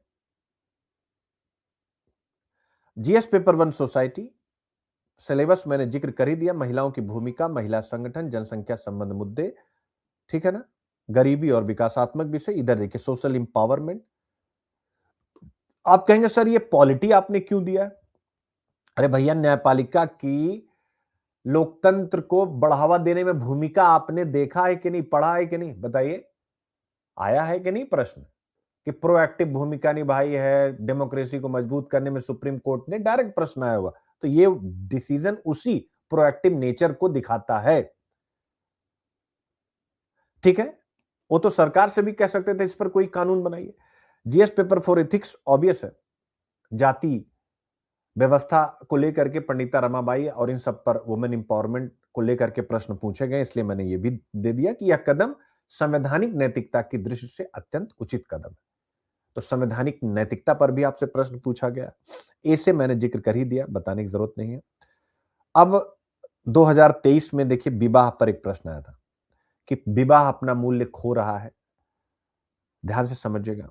तो यानी विवाहों पर प्रश्न आ रहा, तो आपके मन में आएगा सर फिर आप क्यों हमें दे रहे हैं, ये तो मान लो डायरेक्ट विवाह पे आ रहा है। हम इसलिए दे रहे हैं चूंकि अब आएगा कि इस प्रकार के डिसीजन क्या भारत में अंतर जातीय विवाहों को बढ़ावा देंगे। ठीक है ना, क्योंकि अभी तक बहुत सारे ऐसे लोग हो सकते हैं जो एससी कम्युनिटी से हो लेकिन वो शादी ना कर रहे हो, वो भी बचना चाह रहे हो, क्योंकि इससे ये कैटेगरी का जो लाभ है वो चला जाएगा। तो अब क्या होगा, उनकी कैटेगरी का लाभ बना रहेगा। 2024 ये देखिए, अंतर जातीय विवाह आ ही गया बेटा। समाज समान सामाजिक आर्थिक पक्ष वाली जातियों के बीच अंतर जातीय विवाह कुछ हद तक बढ़े हैं, किंतु अंतर धार्मिक विवाहों के बारे में, यानी ये धर्म की बात है, लेकिन मैं यही एक शब्द केवल लिख दूं अंतर जातीय, तो फिर हो जाएगा अंतर जातीय, यानी समान सामाजिक आर्थिक पक्ष वाली जातियों के बीच अंतर जातीय विवाह कुछ हद तक बढ़े हैं। सुप्रीम कोर्ट के इस प्रकार के डिसीजन किस प्रकार से अंतर जातीय विवाहों को बढ़ावा देंगे, वो मैंने आपको बता ही दिया। यहां धर्म था और मैंने अब उसकी जगह केवल अंतर जातीय शब्द लिख दिया। फिर पूछा भारत में जाति की पहचान द्रव है और स्थिर दोनों, ये मैंने आपको करा ही दिया था। फ्लूइड भी है और स्टैटिक भी है, तो क्या ये डिसीजन फ्लूइड का उदाहरण है कि नहीं? सुप्रीम कोर्ट का यह डिसीजन फ्लूइड का उदाहरण है कि नहीं, यानी फ्लूइड को बढ़ाएगा कि नहीं बढ़ाएगा। फ्लूइड मतलब उदारता, स्टैटिक स्थिर मतलब जाति व्यवस्था की मेरे प्यारे बच्चों कठोरता। आई होप आप समझ रहे हैं। बहुत सारे, यानी जाति पर तो कुछ भी है, लपेट लीजिए भैया, देख सकते हो आप प्रश्न। जाति, क्या भारतीय समाज को समझने में जाति की भूमिका समाप्त हो गई? यानी जाति को लेकर के जो भी चर्चा में है वो आपसे पूछ रहा है। फिर महिलाओं के सामने टाइम स्पेस में क्या चैलेंज है, तो आप क्या बता नहीं सकते कि महिलाओं के समक्ष एक चैलेंज है कि अगर कोई भी एससी कम्युनिटी की महिला अपने से अपर कास्ट में शादी कर लेती थी तो अभी तक उसके बच्चे को एससी का दर्जा नहीं मिलता था, एससी का सर्टिफिकेट नहीं मिलता था, माफी चाहूंगा एससी, लेकिन अब मिलने लगा, तो यह एक चैलेंज दूर हुआ। ठीक है, तो वंचित वर्गों के लिए जब भी आपसे प्रश्न पूछे, फिर पितृसत्ता की व्यवस्था। पितृसत्ता क्या है? कि बच्चा पिता के नाम से ही जाना जाएगा। ये कहां का सत्य है भाई? मुझे आप ट्रस्ट करिएगा, एक डायरेक्टर है जिनका नाम है संजय लीला बंसाली, मुझे बड़े पसंद है वो, इसलिए नहीं कि बहुत अच्छी फिल्में बनाते हैं, आप ट्रस्ट करिए उनसे, वो अच्छी फिल्में बनाते हैं लेकिन बहुत अच्छी नहीं बनाते हैं, टू बी ऑनेस्ट। बहुत अच्छी फिल्में तो अब समझ में आ रहा है कि साउथ वाले बनाते हैं, इसमें कहीं से कोई डाउट नहीं। उनका कंपेयर जब मैं करता हूं फिर समझ में आता है, बट उनको मैं इसलिए पसंद करता हूं क्योंकि अपनी मां का नाम यहां लगाते हैं, संजय लीला भंसाली। तो अब ये चीजें निकल करके बाहर आएंगी तो पितृसत्ता की व्यवस्था इस डिसीजन से बड़े स्तर पर कमजोर होगी। ठीक है, क्लियर हो गया बच्चे? तो बस यही चीज यहां पर सारा का सारा डिस्कस है। A landmark observation in a routine case, ये रूटीन केस था। लैंडमार्क ऑब्जर्वेशन कैसे, अब इसको कैसे को समझने के लिए आप सबको थोड़ा सा चलना पड़ेगा, सोचना पड़ेगा इस विषय पर। संदर्भ, अगर एक बच्चा अपनी मां के साथ पला बढ़ा है, मां ही उसकी दुनिया है, मां ही उसे स्कूल लेकर जाती है, मां ही उसे समाज के ताने झेलने में संभालती है, और मां ही एक शेड्यूल कास्ट समुदाय से आती है, तो क्या इस बच्चे के सामाजिक अनुभव को यह तय नहीं करना चाहिए कि वह कौन है?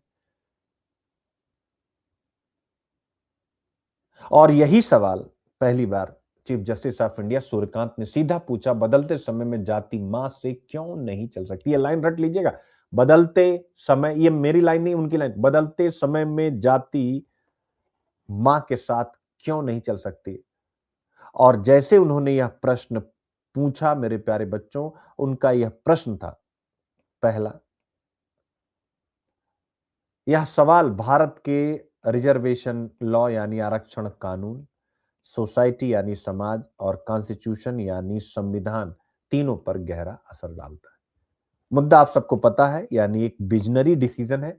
आप 2023 का जो भी निबंध है आप उसे यूज कर सकते हैं। विजनरी डिसीजन है, विजडम फाइंड्स ट्रुथ, इसमें भी आ जाएगा। तो वही जो केस आपको बताया था, ठीक है, कोर्ट ने साफ कहा कि उसको सर्टिफिकेट मिलेगा, बच्ची की पढ़ाई रोकी नहीं जा सकती। लार्जर लीगल क्वेश्चन अभी खुला, यानी कि इस पे और भी बहस होंगी, बातें होंगी, वो अलग चीज है, लेकिन अभी उसको हम सर्टिफिकेट इश्यू कर रहे हैं। क्यों? क्योंकि बच्चे का वेलफेयर पहले। तो मेरे प्यारे बच्चों, बस यही सारी चीज यहां पर डिस्कस है। अब उसके बाद संविधान में आरक्षण किसके लिए बना है, सो ऑन वो सारी बातें यहां डिस्कस है। तो संविधान में आरक्षण उन लोगों के लिए बना जो सामाजिक भेदभाव, इकोनॉमिक डिप्रीविएशन, आर्थिक वंचना और शिक्षा की कमी झेलते, और इसीलिए 3 आर्टिकल बनाए गए। आप देख सकते हैं 15(4), 15(5) और 16(4) और 16(4)(a).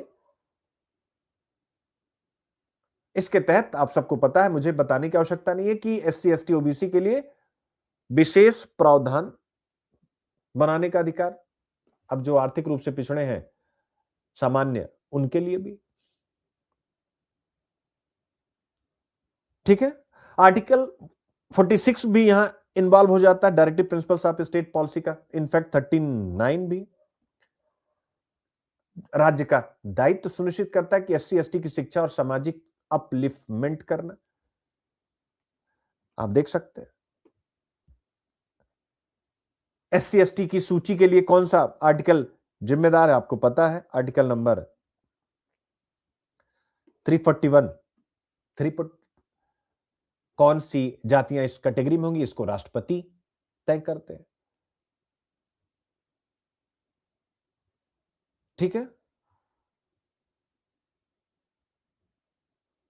तो अब सुप्रीम कोर्ट के डिसीजन से पहले बिफोर और आफ्टर, बस आपको यह ध्यान में रखना है, बाकी और कुछ, बाकी तो पूरा कंटेंट है। सरकारी दफ्तरों में बिफोर थंब रूल चलता था, थंब यानी बिल्कुल फिक्स, कि बच्चा पिता की जाति लेता है। क्यों? क्यों?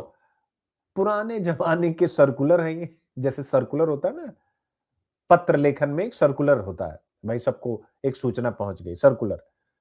तो ये समझिए पुराने जमाने का सर्कुलर है। हिंदू कस्टमरी लॉ है, समाज की पेट्रियार्कल सोच है। लेकिन ये प्रथा कभी भी कानून नहीं थी, यह सिर्फ एक प्रिजम्पशन था, एक अनुमान था, और उस अनुमान को सुप्रीम कोर्ट ने एक प्रश्न के द्वारा और एक डिसीजन के द्वारा बदलने का प्रयास किया। तो सुप्रीम कोर्ट ने सोच बदलना इस विषय पर कब शुरू किया? तो 3 बड़े जजमेंट हैं, वो भी आपको याद रखना चाहिए। अच्छा टॉपिक है ये बच्चों, ठीक है ना। सुप्रीम कोर्ट के पारंपरिक डिसीजन बहुत सारे हैं बच्चों, ठीक है ना। उनको आपको, जैसे पुनीत राय 2003 केस महत्वपूर्ण है। वो कहते, इसमें साफ कहा कि भैया कोई रूल नहीं है कि बच्चे की जाति उसके पिता के नाम से जानी जाएगी, ये कोई रूल नहीं है, नियम नहीं है, लॉ नहीं है, ये वही अनुमान है, प्रिजम्पशन, एक प्रथा है, आप ऐसा कह सकते हैं। और इसमें कहा गया कि सामान्यतः बच्चा पिता की जाति लेता है, लेकिन कोर्ट ने साथ में यह भी कहा कि यह कोई कानूनी नियम नहीं है, यह सिर्फ एक अनुमान है जो सबूत से गलत सिद्ध किया जा सकता है। कैसे? समझिएगा कि अगर बच्चा मां के साथ पला है और समाज में मां के कास्ट वाले भेदभाव, मां के मतलब मां को झेलना पड़ रहा है कास्ट वाला भेदभाव, तो फादर की कास्ट नहीं चलेगी।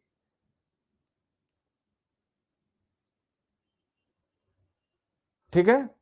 तो बस मतलब यहां से एक चर्चा स्टार्ट हुई, इन सभी केसेस से एक चर्चा स्टार्ट हुई। फिर इसके बाद एक और केस आपके आया, बलसम्मा पाल केस।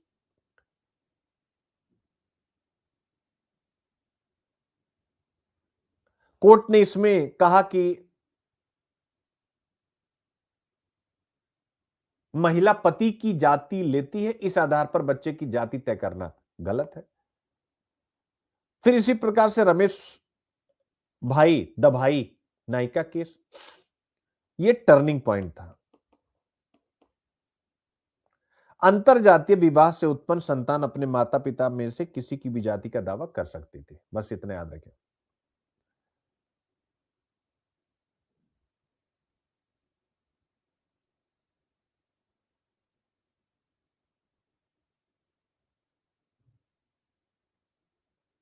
ठीक है, और यहीं पे पितृ सत्ता वाला नियम कमजोर पड़ रहा है। अब आ गई है प्रेजेंट केस, जो मैंने आपको पूरा बता ही दिया।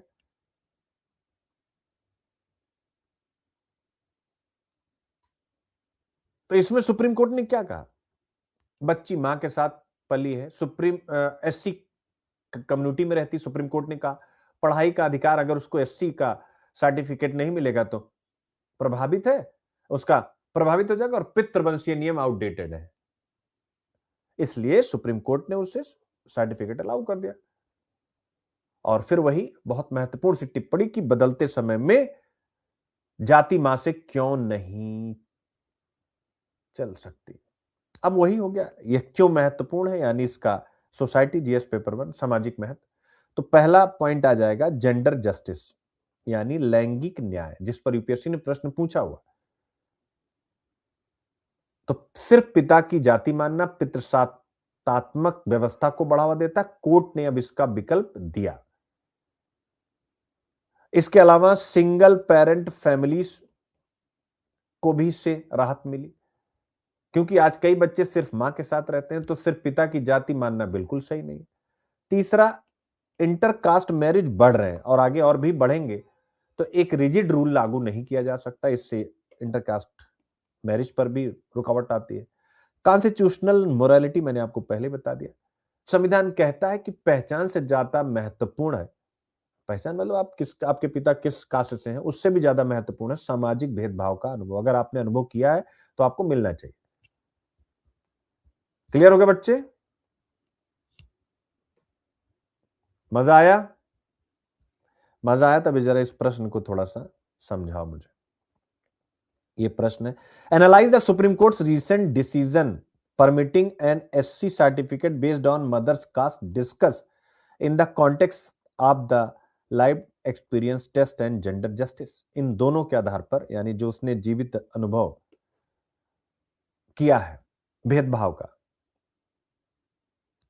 मां की जाति के आधार पर अनुसूचित जाति प्रमाण पत्र जारी करने की अनुमति देने वाले सर्वोच्च न्यायालय के हालिया फैसले का विश्लेषण कीजिए, जीवन अनुभव परीक्षण और लैंगिक न्याय के संदर्भ में इस पर चर्चा कीजिए।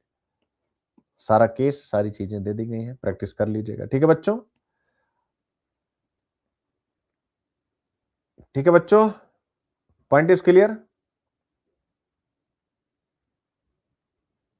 भाई मेरे लिए तो सबसे इंपॉर्टेंट चीज है पॉइंट इज क्लियर। ऑब्वियस है, अगर पॉइंट इज क्लियर नहीं तो सब बेकार है। क्या है?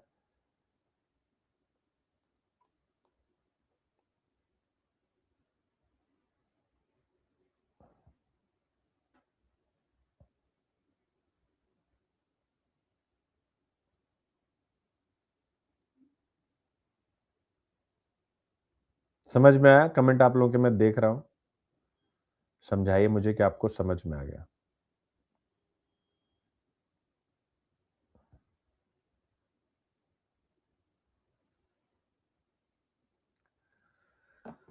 हाँ,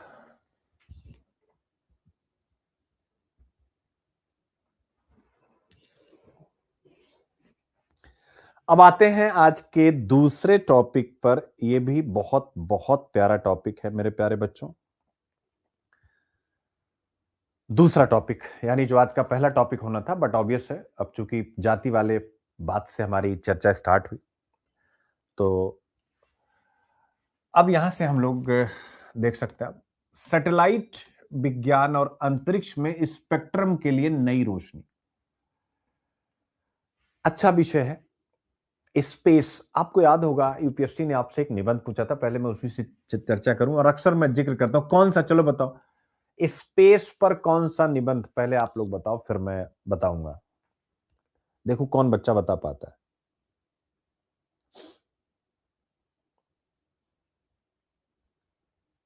चलो भाई बताइए।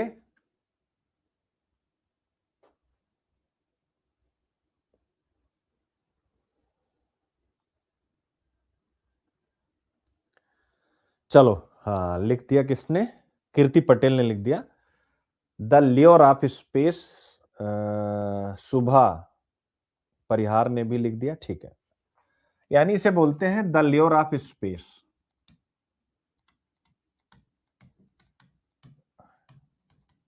यानी अंतरिक्ष का तीव्र आकर्षण। बस समझिए वही टॉपिक जिंदा हो गया। आज अंतरिक्ष का तीव्र आकर्षण है जिसके बहुत सारे रीजन हैं, और उसी कारण से सैटेलाइट भेजने की होड़ लगी हुई है, और स्पेस में एक दूसरे के साथ धक्का मुक्की हो रही है। जिस धक्का मुक्की के ज्यादा बढ़ जाने के चांस बन रहे हैं, वही विषय यहां डिस्कस किया गया। इसको आप एक कहानी के द्वारा मेरे प्यारे बच्चों समझ सकते हैं कि मान लीजिए आपका गांव, आपका कस्बा, जहां भी आप रहते हैं, यानी आपका मोहल्ला या आपका गांव, मेरे प्यारे बच्चों, वहां पर सिर्फ एक ही लाउड स्पीकर है और 10 लोग एक ही समय पर उससे बोलना चाहते हैं। क्या करना चाहते हैं? 10 लोग एक ही समय पर उससे बोलना चाहते हैं। यदि सब एक साथ बोलने लग जाएं तो आप जरा इमेजिन कीजिए क्या क्या होगा। इमेजिन कीजिए, आप कहेंगे सर आवाज आपस में टकराएगी। दूसरा, जब आवाज आपस में टकराएगी तो किसी की बात सुनाई नहीं देगी। कैसी? साफ साफ। और फिर हो जाएगा द्वंद आपस में, तुम बंद करो, तुम बंद करो, मैं नहीं करूंगा, मैं करूंगा, मैं करूंगी, और फिर होगा लड़ाई झगड़ा। यही समस्या आज अंतरिक्ष में हो रही, जिसको लेकर के है इस आज इकोनॉमिक्स, मतलब द हिंदू का science text and context page है, जिसमें पूरे एक पेज में कंटेंट आया हुआ है। यानी दुनिया भर में बहुत तेजी के साथ नए सैटेलाइट छोड़े जा रहे हैं, खास तौर पर मेरे प्यारे बच्चों लो अर्थ ऑर्बिट में, LEO, यानी लो अर्थ ऑर्बिट में। कहां पर? लो अर्थ ऑर्बिट में, यानी निचली पृथ्वी कक्षा में ये छोड़े जा रहे हैं मेरे प्यारे बच्चों। यानी जहां पर सैटेलाइट सिर्फ 500 से 1200 किलोमीटर की, 500 टू 1200 किलोमीटर की ऊंचाई पर क्या करते हैं? घूमते रहते हैं। 500 टू 12 किलोमीटर की ऊंचाई पर, इसी को हम बोलते हैं लो अर्थ ऑर्बिट मेरे प्यारे बच्चों। ठीक है ना? तो एक तो ये हो गया। अब ये जो सैटेलाइट ऊपर जा रहे हैं, इनको संकेत भेजने के लिए, जैसे इंडिया का गया, चाइना का गया, ब्राजील का गया, अमेरिका का गया, तो ये क्यों भेजेंगे? कुछ संकेत नीचे भेजेंगे ना, हमारी पृथ्वी के बारे में, हमारी नदियों के बारे में। ठीक है, तो अब क्या होगा? ये जो भी सैटेलाइट जा रहे हैं स्पेस में, इनको संकेत भेजने के लिए क्या चाहिए? इनको चाहिए, यहां लिखा हुआ है स्पेक्ट्रम। अभी समझाता हूं स्पेक्ट्रम क्या। इनको चाहिए स्पेक्ट्रम। और स्पेक्ट्रम आप ऐसा समझिए स्थान, जैसे इस कमरे में स्थान, तो इस कमरे में स्थान सीमित है ना, तो ऑब्वियस है ये स्पेक्ट्रम भी क्या है? सीमित है, लिमिटेड है। अब इसी स्पेक्ट्रम के लिए मेरे प्यारे बच्चों एक नई लड़ाई अंतरिक्ष में शुरू हो गई, जिसे हम कहते हैं स्पेक्ट्रम की लड़ाई, वॉर ऑफ स्पेक्ट्रम, लिख लीजिएगा। और जिसे हम ऐसे भी कह सकते हैं कि जो ऑर्बिट होता है, या हम कहें कक्षीय स्लॉट की लड़ाई, यानी स्लॉट चाहिए। जैसे आप नहीं कहते भैया डॉक्टर कह रहे हैं इस स्लॉट में मुझे मिल जाएगा क्या टाइम, या मुझसे आप मिलने के लिए सर कितने बजे मिलेंगे? 11 से 12, 12 से 1, इस टाइप का करते हैं कि नहीं? तो आज का पूरा लेक्चर इसी पर आधारित है मेरे प्यारे बच्चों, याद रखिएगा। अब आपके मन में आएगा टॉपिक क्यों चर्चा में है, उस पर हम बातचीत करेंगे। लेकिन सबसे पहले क्यों मैं पढ़ा रहा हूं, तो ऑब्वियस है IQIP GS paper 3 economy, science and technology. जबकि हम पढ़ते हैं विज्ञान एवं प्रौद्योगिकी, किसी भी राष्ट्र के विकास एवं सुरक्षा में सब कुछ है, गवर्नेंस, इंपॉर्टेंट इंस्टीट्यूशंस, ऐसे प्रीलिम्स बहुत सारी निगाह से। तो चलिए इस टॉपिक पर अब एक बढ़िया सी चर्चा करें, जिससे कि आप इसको बहुत अच्छे से समझ पाए। और फिर पूरा सिखा दूंगा कि ल्योर ऑफ स्पेस एक्चुअल में क्या है और चीजें। तो यूपीएससी कुछ है नहीं बच्चे, बस आपको थोड़ा सा समझदार बनना है, ठीक है। तो न्यूज क्या है मेरे बच्चों? बहुत सारी कंपनियां, जैसे नाम सबका लिखा हो, स्टारलिंक हो गया, वन वेब हो गया, अमेजॉन हो गया, सॉरी अमेजॉन का कुइपर हो गया, और चाइना का गुआंग हो गया, ये हजारों एलईओ सैटेलाइट भेज रही, हजारों की संख्या में बच्चे। सबकी सबका नाम याद रखना है आपको। इस वजह से क्या हो रहा है मेरे प्यारे बच्चों? स्पेक्ट्रम में भीड़ बढ़ रही है, इंटरफेरेंस के खतरे बढ़ रहे हैं, जो मैंने आपको लाउड स्पीकर की कहानी से बताया। और जो इंटरनेशनल टेलीकॉम यूनियन आईटीयू है, उस पर दबाव बढ़ रहा है। भाई हम भी फोन करेंगे ना कि ए चचा हमारी वाली सीट थोड़ा सुनिश्चित कर दो, तो वो कहां से करेगा? तो अंतरिक्ष अब खाली मैदान नहीं रहा, एक भरा हुआ बाजार बन चुका है। आप इसको ऐसे इमेजिन कीजिए जैसे किसी सब्जी मंडी में आप गए।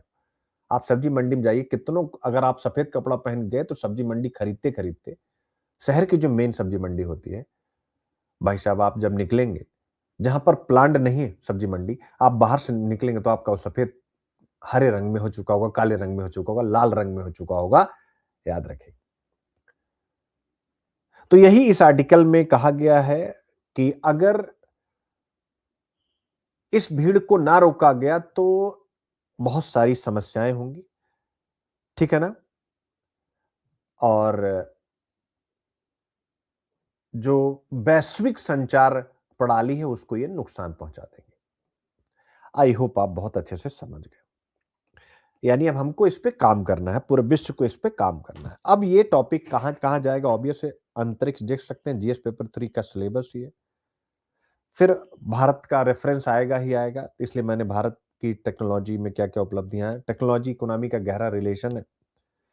और ऑब्वियस है यहाँ पर आईटीयू नामक संस्था का जिक्र है, इसलिए यह अंतर्राष्ट्रीय संस्थानों वाला भी यूनिट लगा दिया गया है।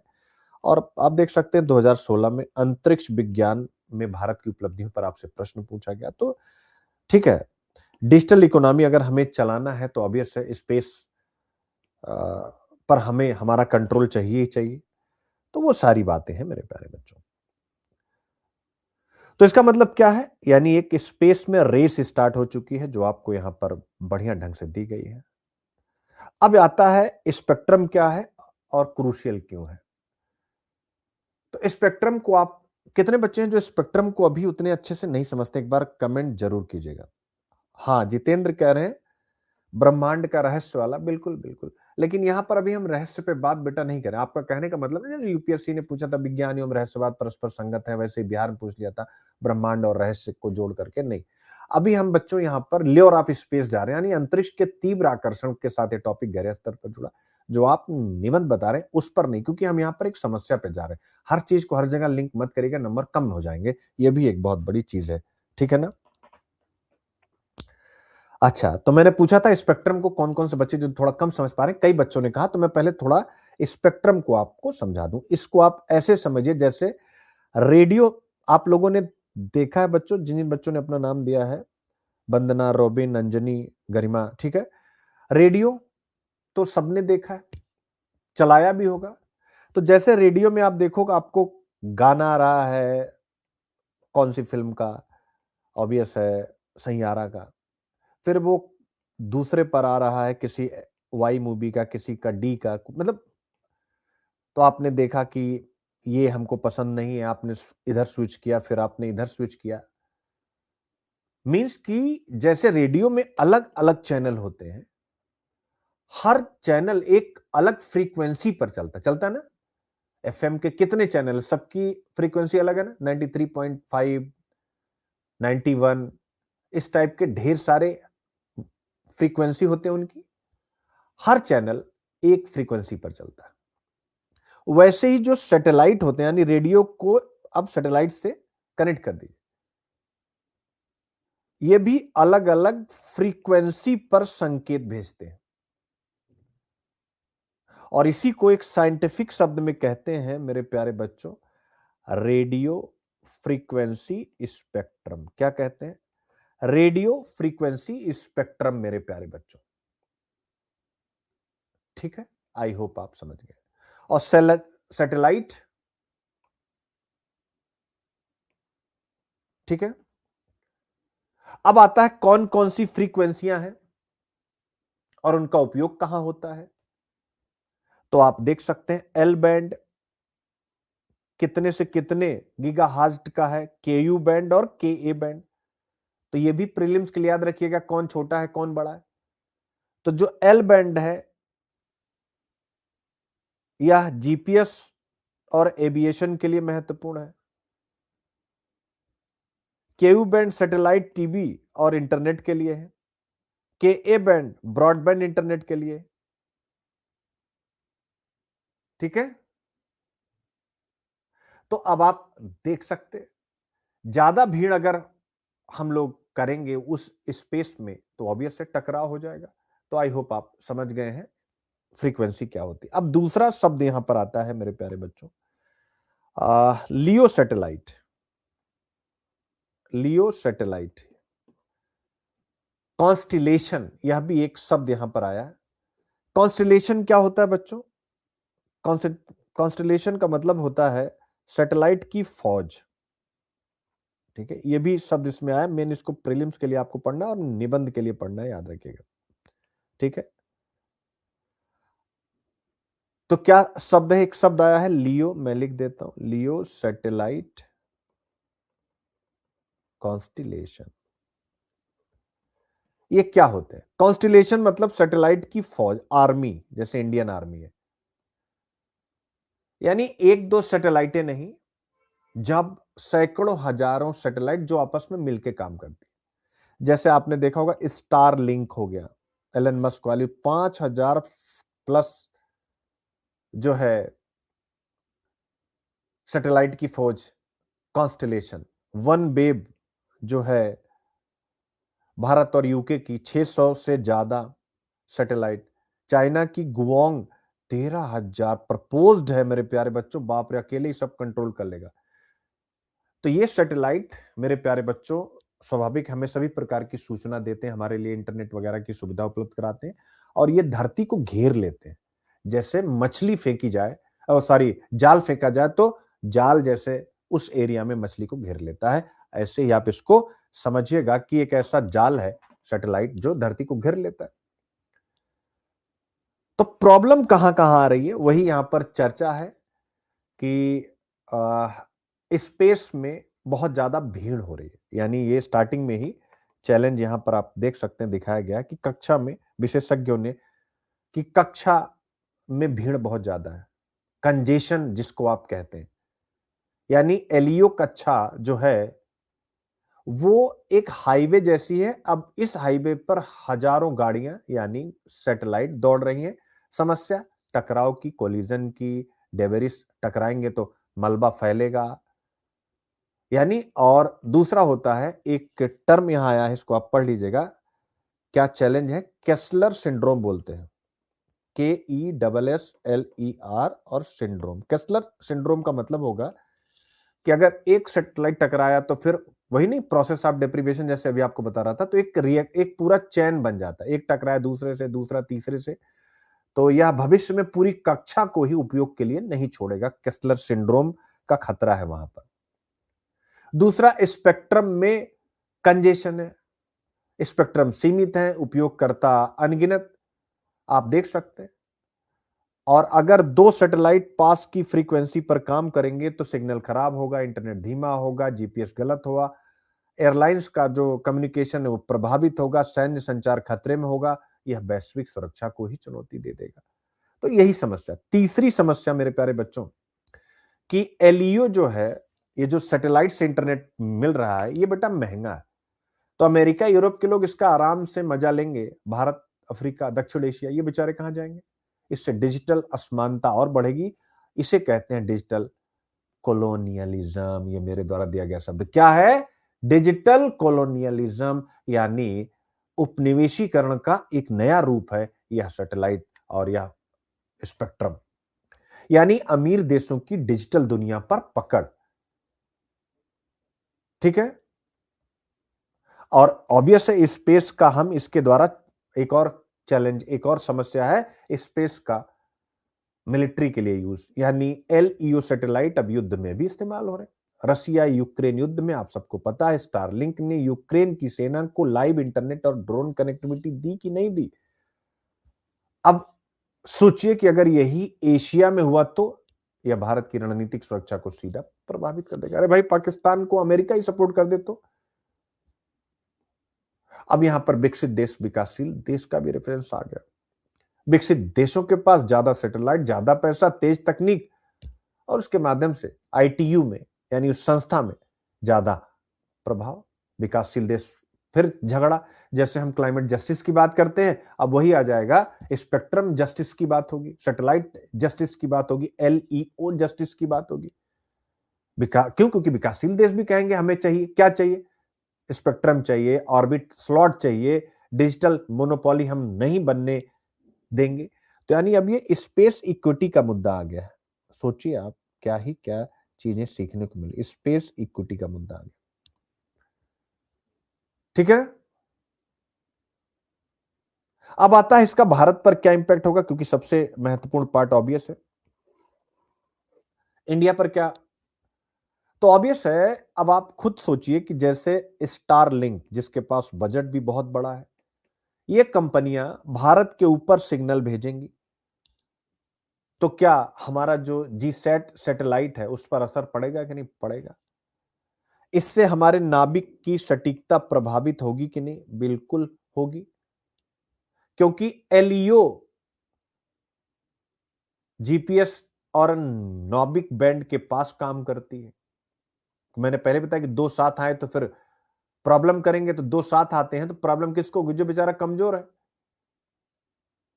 ठीक है। इसके अलावा तीसरा चैलेंज, भारत के जो स्टार्टअप्स हैं उनको ऑर्बिट स्लॉट चाहिए। स्काई रूट है, मैंने आपको बताया था, अग्निकुल है, पिक्सल है, इन सबको अब वैश्विक प्रतिस्पर्धा भी स्पेस में स्पेक्ट्रम के लिए झेलनी पड़ेगी। चौथा, क्योंकि अगर हमारे पास बेहतर सिस्टम नहीं है तो हमें डिजिटली दूसरे देशों की सुविधाओं पर निर्भर रहना पड़ेगा। ग्रामीण इंटरनेट, शहरी इंटरनेट विदेशी कंपनियों पर निर्भर होंगे, जो हमारी रणनीति के लिए ही, यानी हमारी रणनीतिक सुरक्षा, स्ट्रेटेजिक सिक्योरिटी के लिए अच्छा नहीं होगा। ठीक है। तो ये सारी बातें हैं, आप देखिएगा। अब आता है कि क्या करे भारत? तो ऑब्वियस है भारत को स्पेक्ट्रम डिप्लोमेसी, लिख लीजिएगा, स्पेक्ट्रम डिप्लोमेसी को आगे बढ़ाना चाहिए। दूसरा, जिस तरह से भारत ने अपना नॉबिक बनाया है वैसे ही भारत अपना LEO इंटरनेट भी बनाए। तीसरा, स्पष्ट नेशनल स्पेक्ट्रम पॉलिसी बनाए, कौन सा बैंड सैटेलाइट को, कौन सा 5G 6G को जाएगा, ये पहले से तय हो। इसके अलावा स्पेस ट्रैफिक का मैनेजमेंट, जैसे सड़क पर ट्रैफिक पुलिस होती वैसे ही स्पेस के लिए भी स्पेस पुलिस बनाई जाए। लेजर कम्युनिकेशन, रेडियो की जगह लेजर, इससे स्पेक्ट्रम पर भीड़ कम होगी मेरे प्यारे बच्चों। तो कहने का मतलब है कि LEO सैटेलाइट जो है, लो अर्थ ऑर्बिट सैटेलाइट, ये दुनिया को जोड़ने का नया युग लाएंगे, आप इससे इनकार नहीं कर सकते। पर यदि बिना नियम के फैल गए तो अंतरिक्ष और स्पेक्ट्रम दोनों असुरक्षित हो जाएंगे। तो भारत के लिए जरूरी है इस परिप्रेक्ष्य में तकनीकी संप्रभुता, अंतरिक्ष कूटनीति, स्वदेशी क्षमता, निष्पक्ष वैश्विक नियम, तभी भारत इस स्पेस रेस पॉइंट 2 में सुरक्षित और मजबूत रह पाएगा। क्लियर हो गया? 100% हो गया भाई? ठीक है, क्लियर?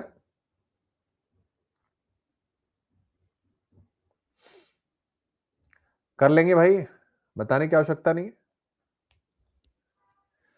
यानी स्पेस का तीव्र आकर्षण, जो प्रश्न था वह इस बात पर था कि दुनिया स्पेस की तरफ इतनी तेजी से क्यों दौड़ रही है। लियो सैटेलाइट, स्पेक्ट्रम युद्ध और ऑर्बिटल स्लॉट का संघर्ष ही उस आकर्षण का सबसे बड़ा कारण है। स्पेस अब इंटरनेट से, सुरक्षा से, अर्थव्यवस्था से, जियोपॉलिटिक्स से कनेक्ट है, तो ऑब्वियस इसके लिए रेस होगी ही होगी। तो आप इस प्रश्न को वहां पर डिल दीजिएगा। बाकी पूरा content in detail Hindi English दोनों में है और क्वेश्चन एक बना हुआ जिसके आप प्रैक्टिस कर लेंगे। एलईओ उपग्रह समूहों के तीव्र विस्तार ने स्पेक्ट्रम और कक्षीय स्लॉट प्रबंधन को एक नई वैश्विक चुनौती बना दिया। भारत के लिए इसके निहितार्थों पर चर्चा करें। इंटरनेशनल आईटीयू के बारे में सारा कंटेंट पीछे दिया गया, तो टेंशन नहीं लेना। प्रीलिम्स का क्वेश्चन देखिए आईटीयू के बारे में आ गया ना बेटा, तो सारी चीजें दी गई हैं, आपको घबराना नहीं है, सब चीज हमने दी है, हम लोग कोई कटौती नहीं करते।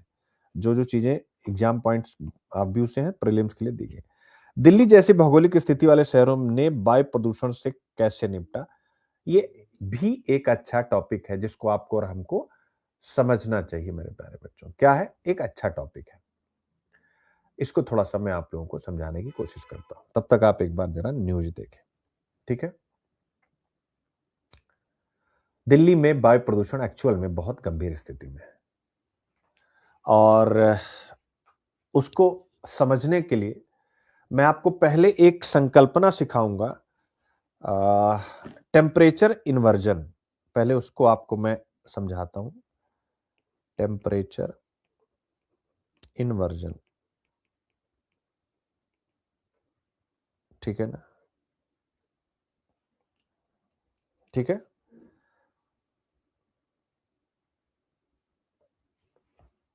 टेम्परेचर इन्वेजन यानी इसका मतलब हो गया कि हम पढ़ने जा रहे हैं दिल्ली में सर्दियों में हवा क्यों फंस जाती है। दिल्ली में सर्दियों में हवा क्यों फंस जाती है मेरे प्यारे बच्चों, ये बड़ा महत्वपूर्ण विषय, इसको हम और आप हल्के में नहीं ले सकते। बहुत अच्छा टॉपिक, इसको मैं आपको क्यों सिखाने जा रहा हूं जरा देखिएगा बच्चों। बाकी तो सब प्रीलिम्स के टॉपिक, दिल्ली में हम यहां डिस्कस करने जा रहे हैं बहुत बढ़िया। जैसे कि एक सलूशन होता है ना कि भाई वायु प्रदूषण इसका कोई समाधान नहीं। 10-12 साल रह गए, केजरीवाल साहब कोई सोल्यूशन नहीं दे पाए। उसके पहले शीला दीक्षित जी रही, वो भी नहीं दे पाई, और अभी वर्तमान सरकार भी इसका कोई सोल्यूशन नहीं दे पा रही। केवल वही जो एक दो ढांक के तीन पात, कोई कान ऐसे पकड़ रहा है, कोई ऐसे पकड़ रहा है, यानी जो हल्के फुल्के प्रयास, पानी का छींटा मारना, सुहान सुहान इस प्रकार की चीजें, स्टबल बर्निंग के लिए कानून बनाना। मेरे प्यारे बच्चों, तो यहां पर जो सबसे इंपॉर्टेंट चीज है, क्योंकि इस पर तो 100% प्रश्न आना ही आना है। जीएस पेपर 1 सोसाइटी में शहरीकरण की चुनौतियों में वायु प्रदूषण दिल्ली की नहीं, मैंने एक दिन आपको बताया था पूरे देश की समस्या है, लेकिन यहां पर राजधानी है, सेंटर में मीडिया है तो हमेशा हाईलाइट रहता है, बट ज्यादा है, बहुत ज्यादा है। यानी दिल्ली के बच्चे स्वस्थ हवा में सांस नहीं ले पा रहे, वो ओलंपिक में भारत 50 गोल्ड मेडल कहां जीतेगा। तो जीएस पेपर 1 सोसाइटी आप जरा देखिएगा, ज्योग्राफी में भी आ जाएगा ये। एनवायरमेंट वायु प्रदूषण सिलेबस का पार्ट ही है। तो यहां पर एक सॉल्यूशन है कि दिल्ली जैसी भौगोलिक स्थिति पकड़िएगा, यानी जो ज्योग्राफिकल कंडीशन है, स्थिति है, दशा है और स्थिति है दिल्ली की, वैसी स्थिति बहुत सारे कंट्रीज की और भी, अदर कंट्रीज, लेकिन उन्होंने वायु प्रदूषण पर नियंत्रण प्राप्त किया, दिल्ली ने नहीं किया। ये विषय हम सीखने जा रहे हैं। तो उन्होंने क्या किया, अगर सीख लेंगे तो आपकी कॉपी में आंसर के रूप में आएगा, और जब आप डीएम बनिएगा तो आप अपने स्तर पर इस पे अच्छे से काम भी करिए। पढ़ेंगे इन्हीं सारे एंगल से, प्रश्न आपके सामने है। मैं आपसे एक जिक्र करना चाहूंगा, क्या लिख रहा है शिवम सक्सेना, अच्छा शिवम शर्मा, जमीन कम पड़ गई है अब स्पेस में, अच्छा ठीक है।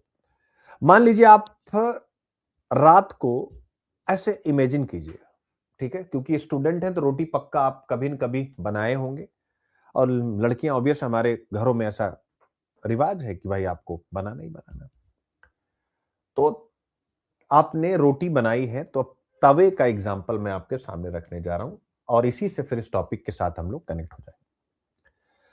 आप इस तवे पर कभी जैसे पानी लीजिए, ये हो गया तवा, और पानी निकालिए इस पे आप गरम तवे पर, जिस पर आप रोटी निकाल रहे हो, एक रोटी निकाले, तवा गरम है, रोटी बढ़िया।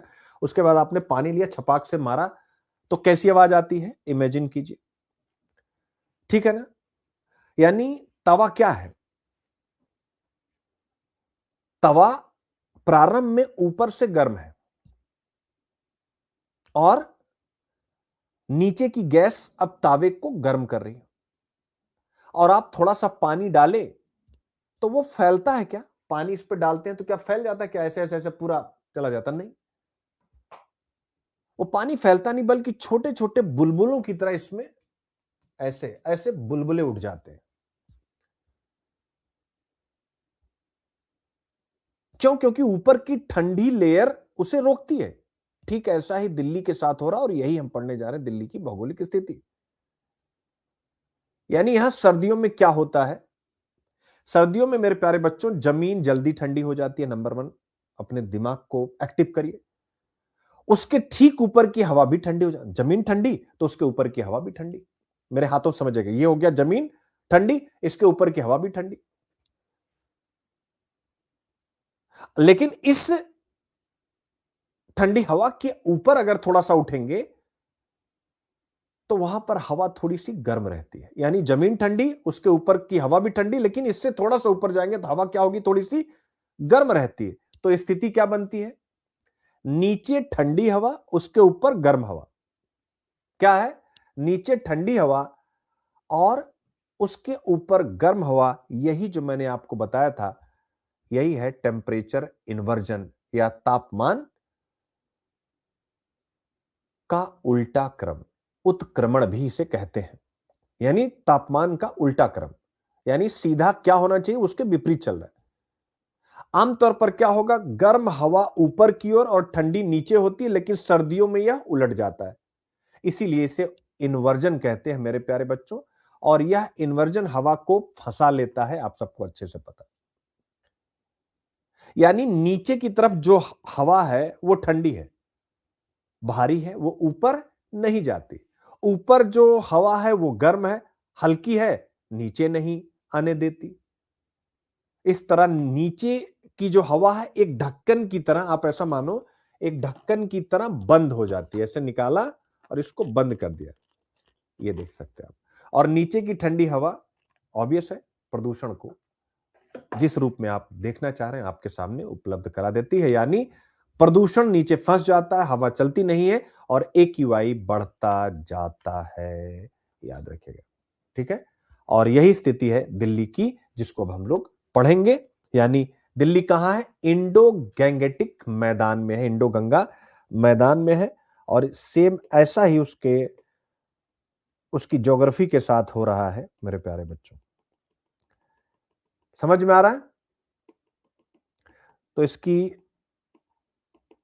इसको बढ़िया से, इस पर एक क्वेश्चन भी बना दिया, बहुत बढ़िया से समझ में आ गया, घबराना नहीं है, एक दो रीडिंग लेंगे चीजें एकदम से क्लियर हो जाएंगी। तो दिल्ली जैसी भौगोलिक स्थिति, यानी दिल्ली कहां है, इंडो गैंगेटिक प्लेन यानी मैदान में है। एक तरफ क्या है, उत्तर में इसके पहाड़ है, क्या है, उत्तर में पहाड़ है, नॉर्थ में अगर ईस्ट वेस्ट नॉर्थ साउथ लें तो नॉर्थ में क्या है, पहाड़ है। दूसरी तरफ एक समतल क्षेत्र है, नीचे की तरफ आप देखेंगे हवा धीमी, तापमान इन्वर्जन। तो ऑब्वियस है क्या बनेगा, एक आप ऐसा मानिए एक वार्म लेयर बन जाएगी और उसके अंदर धुआं, धूल, वाहन का उत्सर्जन, स्टबल बर्निंग का धुआं, उद्योगों की गैसें सब फंस जाते हैं मेरे प्यारे बच्चों। और फिर वायु प्रदूषण, सारी चीजें आप यहां से देख सकते हैं। यानी टेम्परेचर इन्वर्जन का मतलब हो गया कि दिल्ली के ऊपर गर्म हवा की सीलिंग एक बन जाती है जो प्रदूषण को बाहर निकलने नहीं देती है। अब तो शायद आप इसको समझ गए हैं और बढ़िया ढंग से, ठीक है।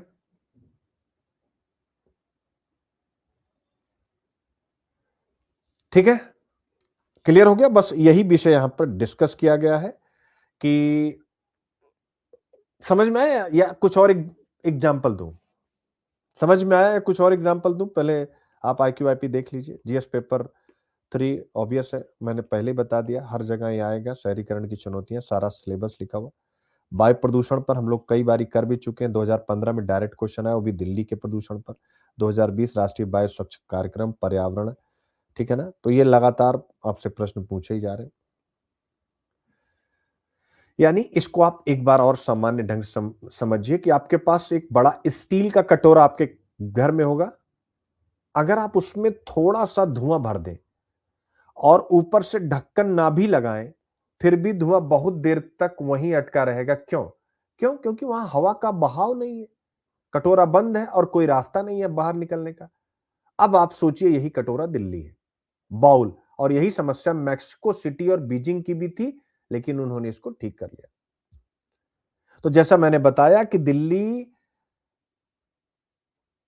इंडो गैंगेटिक प्लेन्स यानी इंडो गैंगेटिक बेसिन में है, और यह एक बड़ा कटोरे नुमा एक मैदान है, जहां पर सर्दियों में हवा बहुत धीमी चलती है, तापमान नीचे जाता है, धूल धुआं वाहन का प्रदूषण ऊपर नहीं उठ पाते, सब कुछ नीचे फंसा रह जाता है। इसे टेम्परेचर इन्वर्जन के द्वारा मैंने बताया था।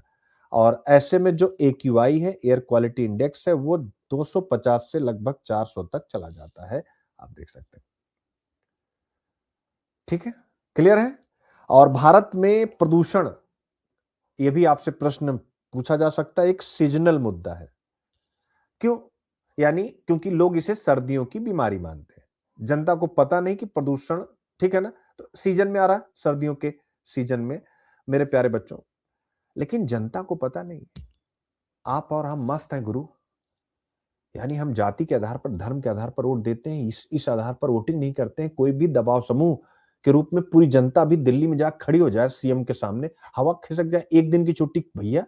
क्यों? क्योंकि जनता को नहीं पता कि प्रदूषण के कारण दिल का दौरा पड़ेगा।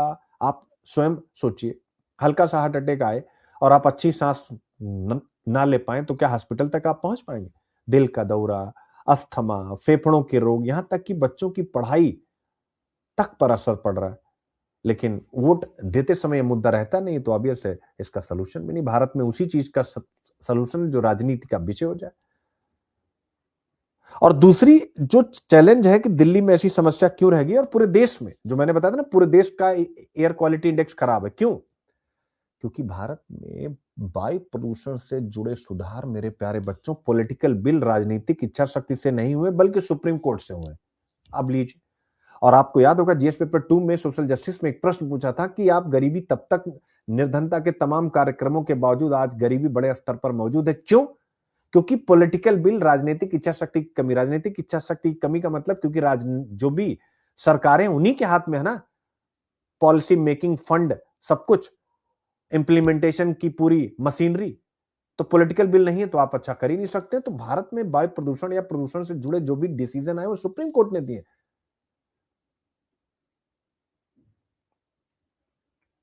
ये जो सीएनजी बसें आई हैं और उद्योगों को कोयले से हटाना, ये सब मेरे प्यारे बच्चों सुप्रीम कोर्ट, और वो भी पीएलआई वगैरह पड़ा है, तब सुप्रीम कोर्ट ने इस पर डिसीजन दिया। पहली चीज तो ये हो गया। दूसरा, यानी सीएनजी वगैरह आई सुप्रीम कोर्ट के इंटरवेंशन से। इसके अलावा एनवायरमेंट पोल्यूशन कंट्रोल अथॉरिटी, जो ईपीसीए बनाई गई मेरे प्यारे बच्चों, सुप्रीम कोर्ट ने बनाई, ये सरकार का हिस्सा नहीं है।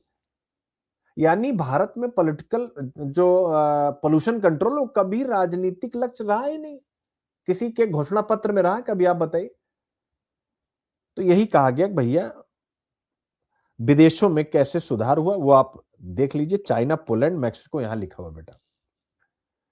यानी जैसे मैक्सिको सिटी सेम दिल्ली जैसी स्थिति थी, सेम, चारों ओर पहाड़, हवा का कोई रास्ता नहीं। दिल्ली तो चारों तरफ पहाड़ नहीं है। यानी मैक्सिको सिटी में मेरे प्यारे बच्चों, शहर ऊंचे पठार पर बना हुआ, चारों ओर पहाड़, हवा वहां फंस, चारों ओर अगर पहाड़ हो जाएगा तो हवा कुछ भी चलेगी, यहां फंसी रहेगी कि नहीं? यानी 1950 में मेरे प्यारे बच्चों एक झील थी मैक्सिको में जो सूख गई थी, बहुत बड़ी थी। तो वहां की गंदगी हवा में उड़कर लोगों के खाने तक पहुंच जाती थी, यानी उनकी थाली में, कहीं भी रेस्टोरेंट वगैरह घर में खा रहे हैं, लोग बीमार पड़ जाते थे। अब उन्होंने समाधान किया। उन्होंने क्या किया, pro air program, pro air, AIRE program, ये उन्होंने चालू किया 90s में। यानी कह दिया कि भैया पेट्रोल में लेड अब नहीं मिलाया जाएगा, क्योंकि लेड जहरीला होता है। यानी उन्होंने पूरा ऑटो सेक्टर को बेहतर किया, व्हीकल से जो इमिशन होता है उसके स्टैंडर्ड सख्त किए, मेट्रो सिस्टम को तेजी से फैलाया और वैज्ञानिकों की सलाह पर एयर क्वालिटी रिफॉर्म बनाया। क्या दिल्ली में अभी तक कोई वैज्ञानिकों की टीम बनी है एयर क्वालिटी रिफॉर्म पर? आप सबसे पूछना चाहता हूं। नतीजा 20 से 25 साल में प्रदूषण में तेज गिरावट। सेम बीजिंग भी है, पहाड़ों से गिरा धुआं बाहर निकलता ही नहीं। और 2014 में उन्होंने अभियान चलाया, बीजिंग वालों ने, वॉर ऑन पोल्यूशन। उस समय चीन के प्रधानमंत्री ली कियांग ने कहा था कि हम प्रदूषण पर युद्ध करेंगे। और फिर कोल से क्लीन फ्यूल की ओर बदलाव, फिर public transport system and so on, बहुत सारी चीजें उन्होंने आगे की। पोलैंड में जनता ने आंदोलन कर दिया और सरकार को सुधार करना पड़ा। तो ये सारी बातें बताई गई। तो इन देशों ने जो काम किया वही आपको यहां पर पढ़ना है, ठीक है ना। दिल्ली में प्रदूषण क्यों बना रहता है, भारत में वायु प्रदूषण एक सशक्त राजनीतिक मुद्दा क्यों नहीं है, यह भी आपको बता दिया गया है। भौगोलिक स्थिति कैसे एक बाधा के रूप में है, और हम क्या, मैक्सिको सिटी की भौगोलिक चुनौती क्या क्या उन्होंने किया, बीजिंग भौगोलिक चुनौती क्या क्या उन्होंने किया, हम उनसे क्या सीख सकते हैं, आप देख सकते हैं मेरे प्यारे बच्चों। तो पूरा कंटेंट बहुत बढ़िया ढंग से बना, आप इसको पढ़ेंगे मजा आएगा आपको। अब आता है, दिल्ली की भौगोलिक स्थिति वायु प्रदूषण को और भी बदतर बना देती है। भौगोलिक रूप से सीमित क्षेत्रों वाले अन्य शहरों ने प्रदूषण से निपटने के लिए क्या उपाय किए हैं और भारत उनसे क्या सीख सकता है। तो नई पीढ़ी को यह सिखाने के लिए ऑब्वियस है ये कंटेंट आपको देना पड़ा। अब आता है प्रीलिम्स के लिए कंटेंट सारे आ गए हैं। ब्रीडिंग प्रोजेक्ट ने लुप्त प्राय वेस्टर्न ट्रैगोपन, तो ये वेस्टर्न ट्रैगोपन है जो लुप्त प्राय था, लेकिन अब ये फिर से वापसी कर रहा है, ठीक है ना। क्या नाम है, पश्चिमी ट्रैगोपन, वेस्टर्न ट्रैगोपन, जिसे हम दुर्लभ तीतर कहेंगे। ये हिमाचल प्रदेश का राज्य पक्षी है, ठीक है ना। और अब ये लुप्त प्राय वाली कैटेगरी की तरफ जा रहा था, लेकिन अब इनकी ब्रीडिंग फिर से हुई है और ये फिर से वापस आ रहे हैं। तो प्रीलिम्स के लिए इनके बारे में सारी जानकारी दे दी गई है और प्रीलिम्स का क्वेश्चन भी बना दिया गया, only for prelims not for mains, ठीक है ना। भारत के सबसे संकटग्रस्त तीतरों में से एक आयुष्यन द्वारा कमजोर श्रेणी में रखा गया, आप देख सकते हैं, और इनकी वापसी हुई है, आप ऐसा मान लीजिए। और प्रीलिम्स के सारे क्वेश्चन इसके ऊपर जो बने इनकी आप प्रैक्टिस कर लीजिएगा, आ सकता है ये प्रश्न फिर, ठीक है ना।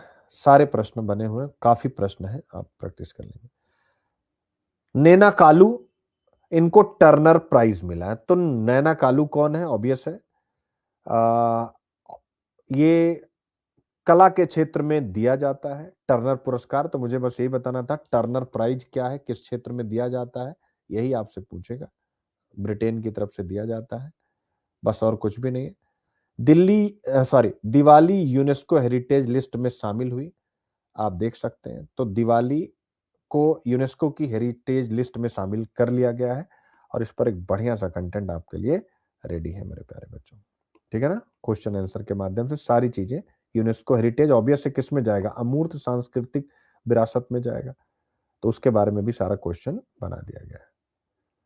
बाकी आप यूपीएससी की तैयारी मेरे साथ करें, ईश्वर करें कि आप खूब मेहनत करें, खूब आगे बढ़ें। बट एक चीज हमेशा याद रखिएगा, टेस्ट सीरीज कभी नहीं छोड़ना है। टेस्ट सीरीज के बिना आपकी लाइफ बिल्कुल भी अधूरी है। जो नहीं देगा वो फिर अगले साल तैयारी करेगा, और जो देगा वो अगले साल तैयारी नहीं करेगा।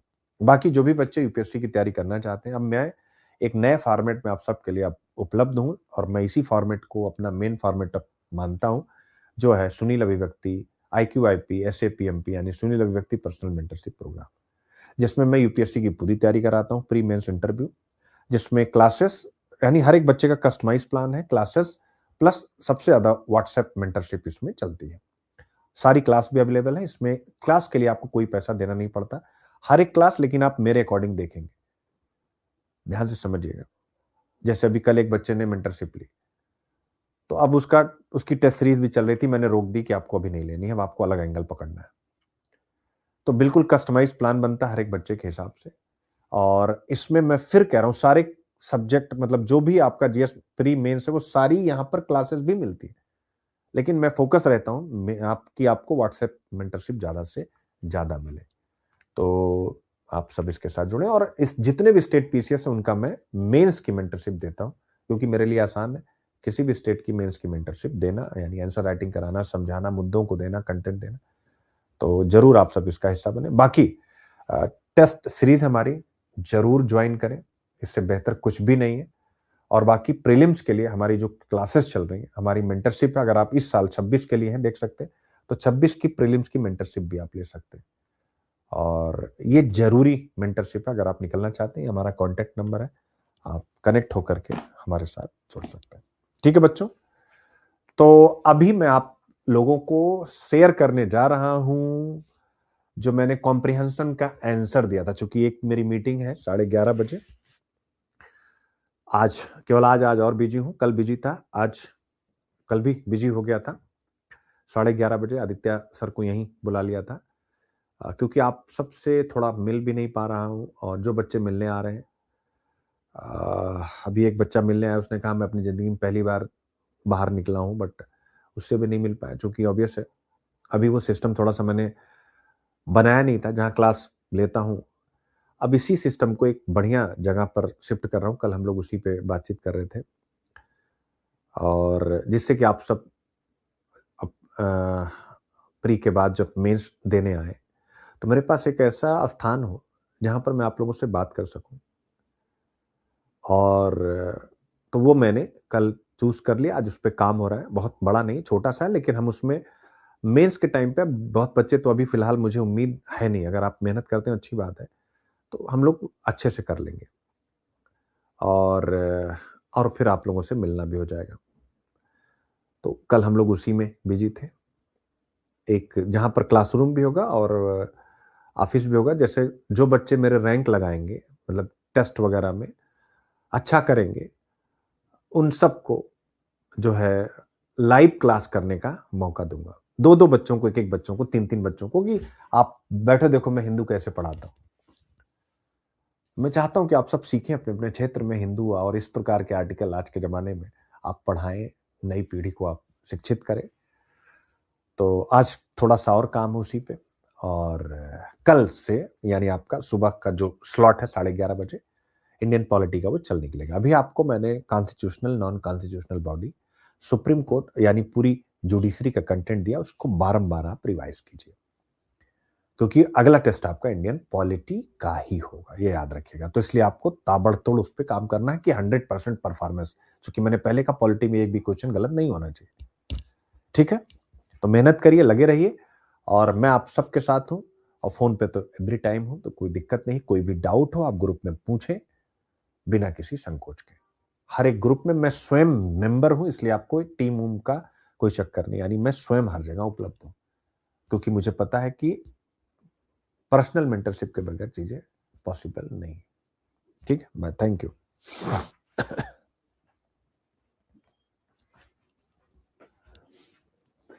शिवम कह रहा love you sir ji, love you बच्चे, गॉड ब्लेस।